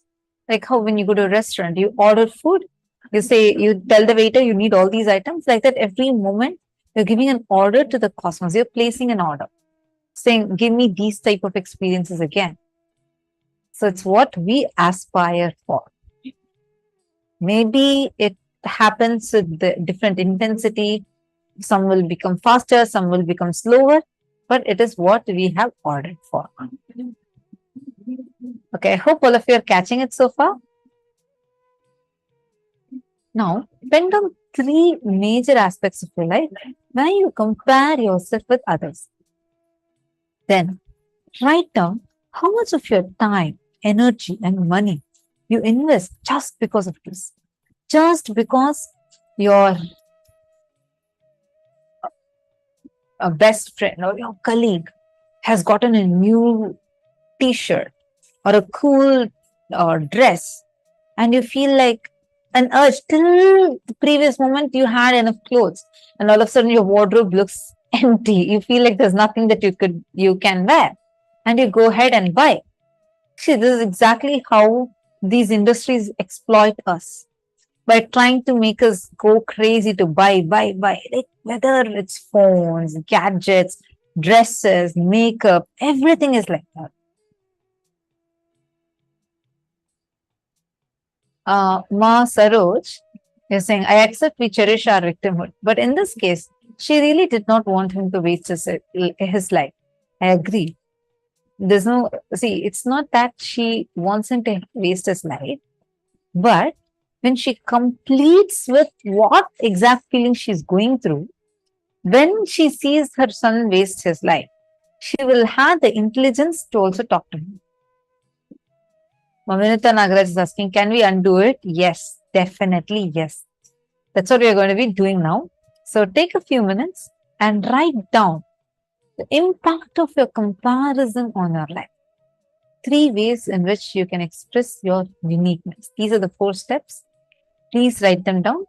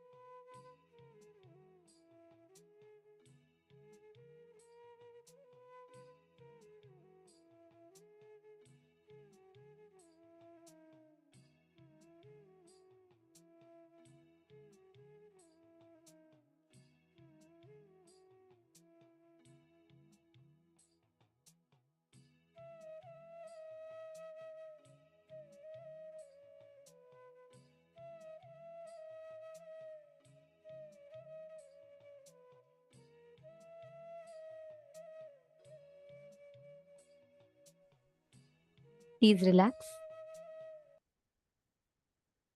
Now, let us all enter into the power manifestation where we manifest this exact cognition whenever your inner space blossoms without any kind of comparison or jealousy. Your inner space starts manifesting that as reality. Whenever your inner space blossoms without any kind of comparison, without any kind of jealousy, you start manifesting powers. You start manifesting the ability to see, the ability to alter the reality, the ability to change things as you want. All of these extraordinary powers you start manifesting. Now, we're going to be doing this exact same thing. Now, all of you have written down. You all have finished completing, right? Okay. Now, what you're going to do is sit in that same space with that decision and complete with all the confusion, dilemma, anything that is there in you. And sit with the decision to manifest without any comparison, without any jealousy. Whenever you have a confusion, Ma Vimala, go ahead and you can ask your question.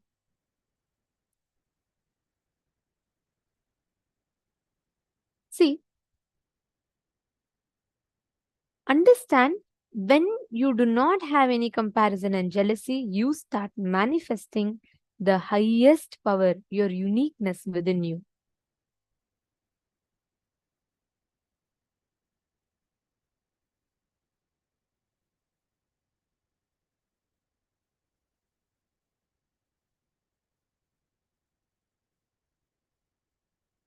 So, Ma Vimala, you have asked a question.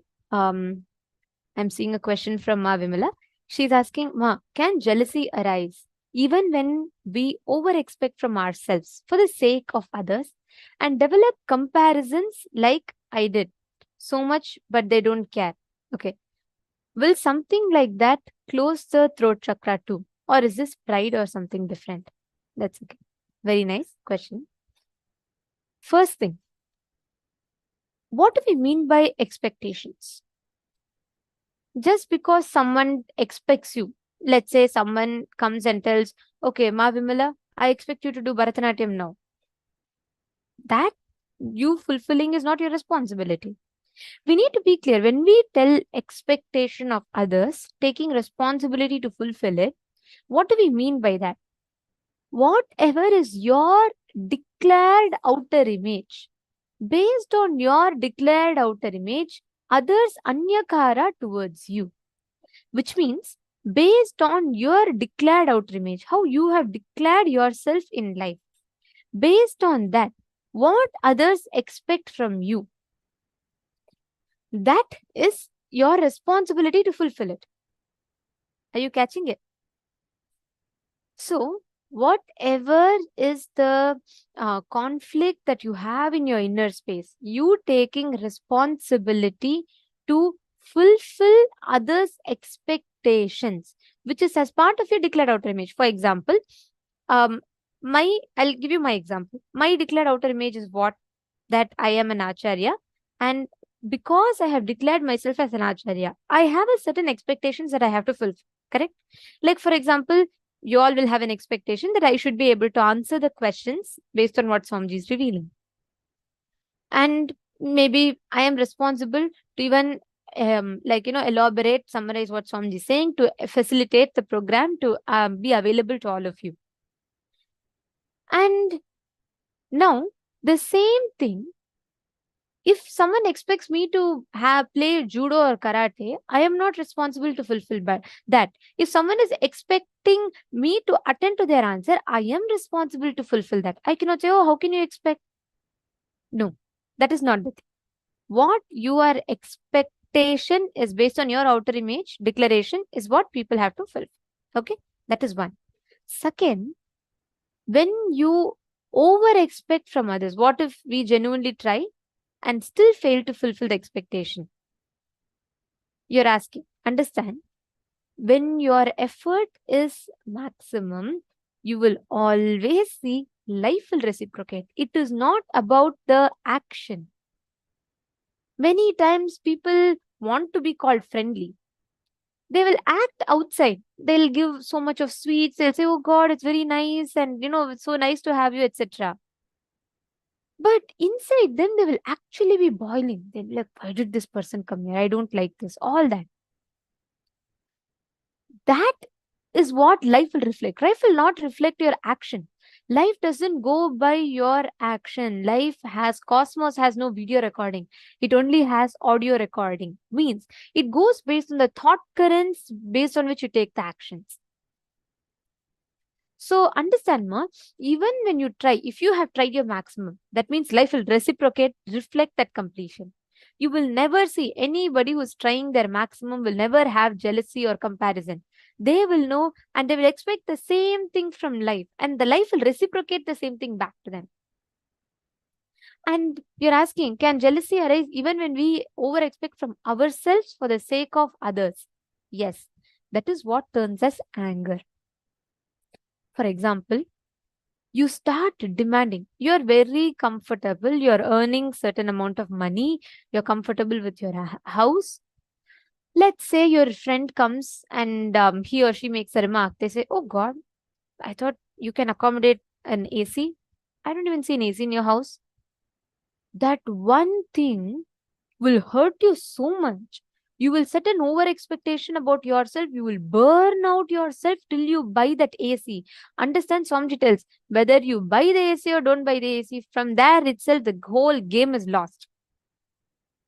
Because even the moment you work for, just even to prove the other person wrong, you want to work, but still you're working for the other person. There itself the game is lost.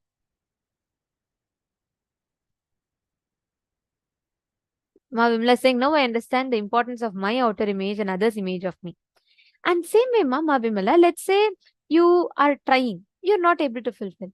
Start taking responsibility to complete the other person. Start taking responsibility to make sure that you're clearing that expectation from the other person, saying, "This is what I committed, this is what I'm expected to do, this is what I could do, this is what I could not do," all of that. Start with that. How you are, what expectation of yours you're holding outside, how you are holding yourself outside. That matters a lot. Understanding? Because based on your outer image, if someone is expecting too much from you, then leave it. You're not responsible or expected to fulfill it. But whatever you have declared, you are responsible to fulfill. It becomes your dharma.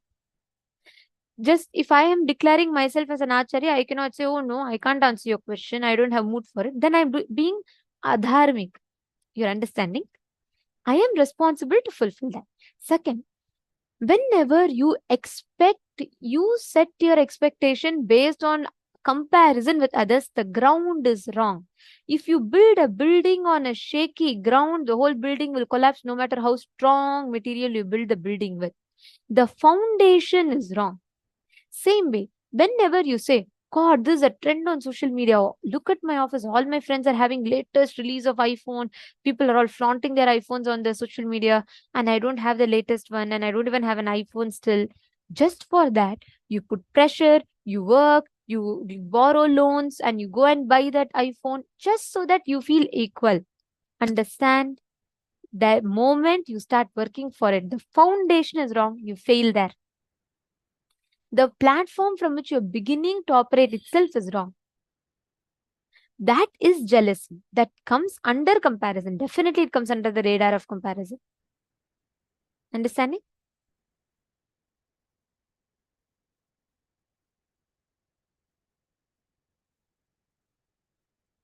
Identity, outer image by ourselves. Is that the foundation Maili is asking? Fundamentally, your inner image is the foundation. The four images. It's like the four pillars. The roof is standing based on four pillars. Even one pillar is removed or shaky, the whole roof is shaking. It starts falling. Understanding? So all the four images are the fundamental base. Your inner image adds strength to your outer image. Your outer image adds strength to your other's image. Other's image adds strength to your life image. So all these four put together forms the foundation for your existence. That is why it's important. Right now, we are having inner image is this much, outer image is this much, others image is some other height, and life image is extremely low. How will your identity stand? It is going to be very shaky. We are responsible to bring all the four into alignment of the same. Understanding?